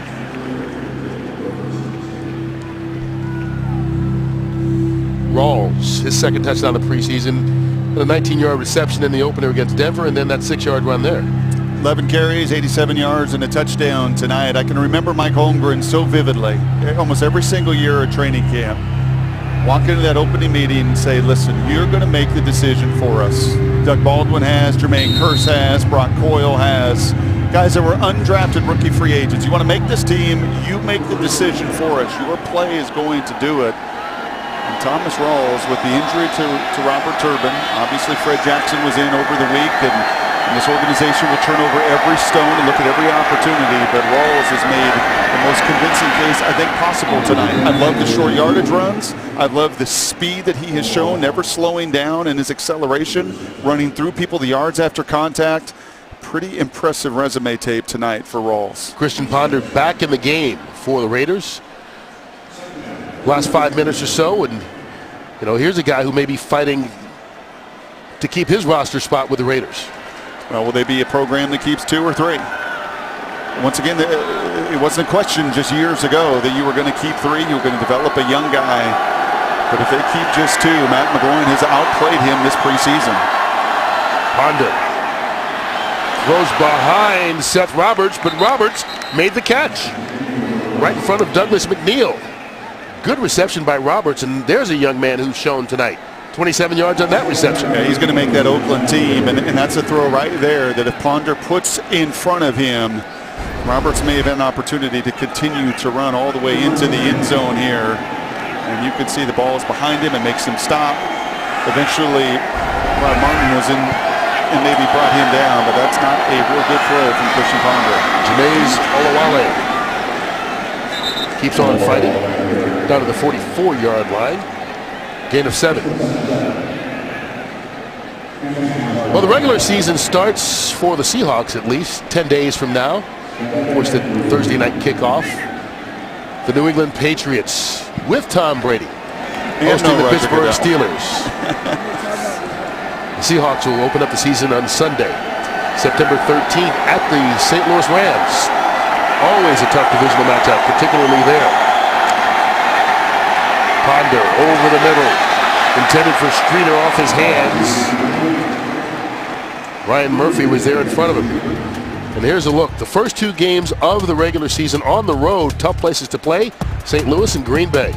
And that used to be, that 10 a.m. kick used to be such an issue before Pete Carroll's built what he's built over the last 3 years. It's not even a consideration anymore. This team gets ramped up and ready to go.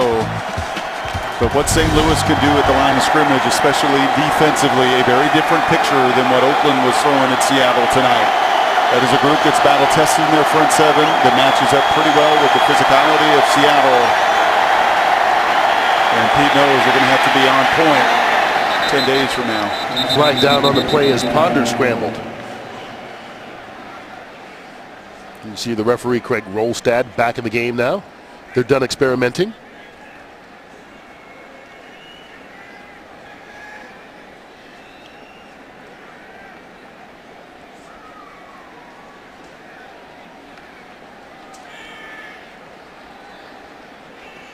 There are 2 fouls on the play, both on the offense. Ineligible man downfield. That penalty is declined. Holding, offense, number 65. That penalty is accepted. 3rd down. So they take the hole on Dan Kistler out of Montana. Here's a look at the second half of the Seahawks schedule. And that's where things, I mean, not that it's ever easy, but really tough. Yeah, but you love having 5 of 8 at home, so you weather the storm early. You go on the road the first couple weeks. A very difficult physical matchup, a Green Bay team that you can only imagine the fans with what Green Bay has endured in this building and the pivotal losses that have been handed to them by the Seahawks. They will be ramped up and ready to go in week 2. Once again, Seth Roberts making moves and breaking free. Ronald Martin finally chases him down at the 15-yard line. But another big play from Seth Roberts for this Raiders offense, this time 39 yards. Well, the second-year player spent last year on the practice squad, a small school player from Western Alabama. He has been a monster tonight. He has forced a decision. It was a real debate coming into this game in Oakland as well, as far as where he would be and would he be able to find a way on the roster. I can't imagine with the ease he's playing, with the starters, with the backups, and now with some of the third stringers out there playing a whale of a ball game. First down from the 15, Ponder. On the run. Leonhardt. And Brian Leonhardt scoots and slides down to the 10.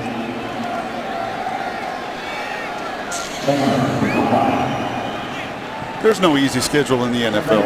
No, you could put up any, and whatever you think in the preseason, there is always going to be change. You see it every year with new teams making the playoffs. I enjoy that exercise, but I quite honestly don't spend an immense amount of time on it. And outside of knowing that it's all about November, December, getting into January, Pete hopefully hosting playoff games in this building where they have been incredibly dominant. That's the part of the schedule most important to the head coach. Ponder. And the play was stopped. Whistles blew. Please reset the clock to 2 minutes. This is the 2-minute warning. So they say the 2-minute warning should have gone off before the ball was snapped. They stopped play and called the 2-minute warning. 2 minutes left to go in the 2015 preseason. Seahawks trying to wrap this one up. Brought to you by CenturyLink. CenturyLink is rolling out 1 gig internet. Visit CenturyLink.com to see if it's available in your area. Home team, home connection. Washington's lottery in the Department of Imagination. Imagine the possibilities. Just 2 minutes left in the Seahawks preseason. Seattle with a 31-14 lead over the Oakland Raiders here at CenturyLink Field. Aaron Levine alongside Dave Wyman. You always like to see the guys making that lasting impression in the preseason finale, and that's exactly what Thomas Rawls has done in the second half. Yeah, he's ran really well, and you see that he's a tough runner. It kind of reminds you a little bit of Marshawn Lynch. It's just, is that enough to displace Kristen Michael? I am so curious to see how they handle that, because or maybe they'll keep both of them, and there you see him right there on the sidelines talking a little bit. So much to discuss in the post-game show, but for now, let's send it back up to Curtin Brock, guys. All right, thanks a lot, guys. From the 10-yard line, Ponder looking towards the end zone. Flags go flying.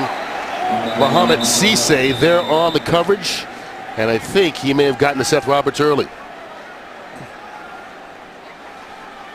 Pass interference. Defense, number 19. The ball will be placed at the spot of foul. Automatic. First down. Well, they actually called it on Douglas McNeil. And Cisse was the guy there running with Roberts. Well, these young DBs are not shy on contact. We've seen Harold Simon with a penalty earlier. Cisse, if you get beat, much better to make them earn it from the 2-yard line than to give up that play behind you.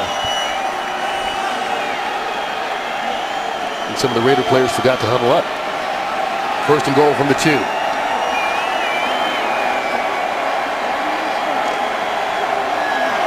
A chance for the Seahawks to see what some of these young guys can do in a goal line situation. Keep an eye on big Jesse Williams right over the ball. Dyer tries to run that way, going to be stopped short of the goal line.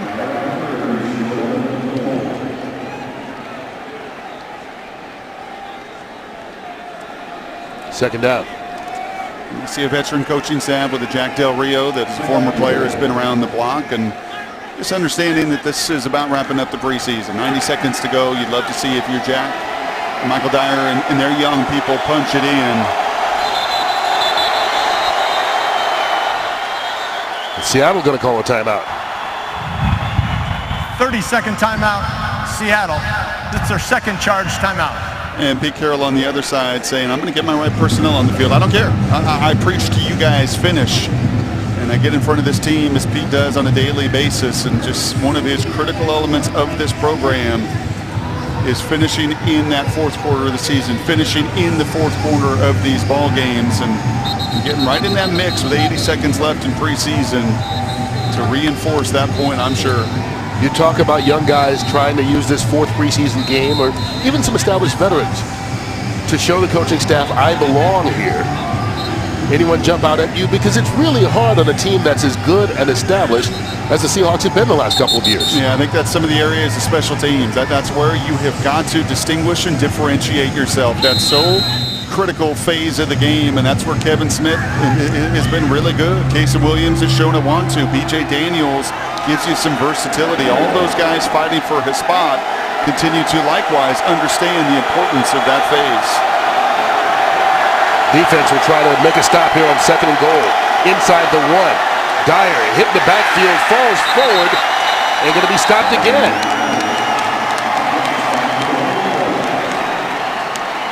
Keenan Lambert with the tackle. Alex Singleton there as well. And some emphasis there from the coaching staff, and look at them tossing Julius Wormsley once again, tossing those guys at the point of attack, and Pete loves it. Don't get many of these reps in practice. Full live drill for these young people on tape. Finish strong. Still inside the 1. Dyer runs into the pile and pushes his way in.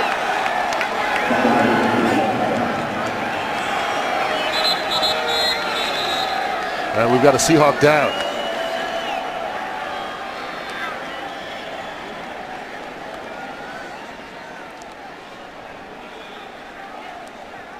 That's Mohamed Cisse, and we saw him leave earlier with a shoulder injury, come back in the game, and seems to be favoring that same left arm.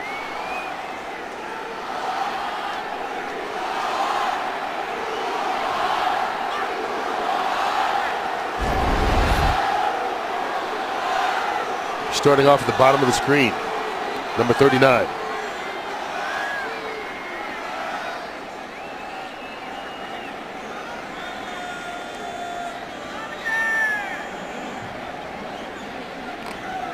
Kind of runs into the back of number 80 Rod Streeter there, but again he looks like the same shoulder he injured earlier, so maybe not 100%, and sometimes all it takes is just a little nick like that and you're right back in pain.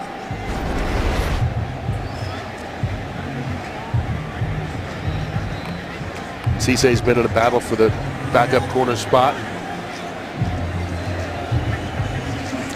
Traded for right at the beginning of training camp from Detroit, and had a calf injury earlier in camp. Has missed some of that valuable practice time. Has worked like mad to put himself in a position. He's gotten a lot of run tonight, and I think you're exactly right. That earlier run play where he was that forced defender in containment, and he didn't want to come off the field. He knows what's at stake tonight. He knows that he has got to show himself as a guy that missed some time in camp. Has got to show what he can do. Well, you want to show what you can do. You also want to show the coaches you can stay healthy. Especially a coaching staff that doesn't have a lot of history with you since you came over right at the end of July. Giorgio Tavecchio puts it through. And there's pushing and shoving afterwards. Not exactly the way you want to finish out the preseason.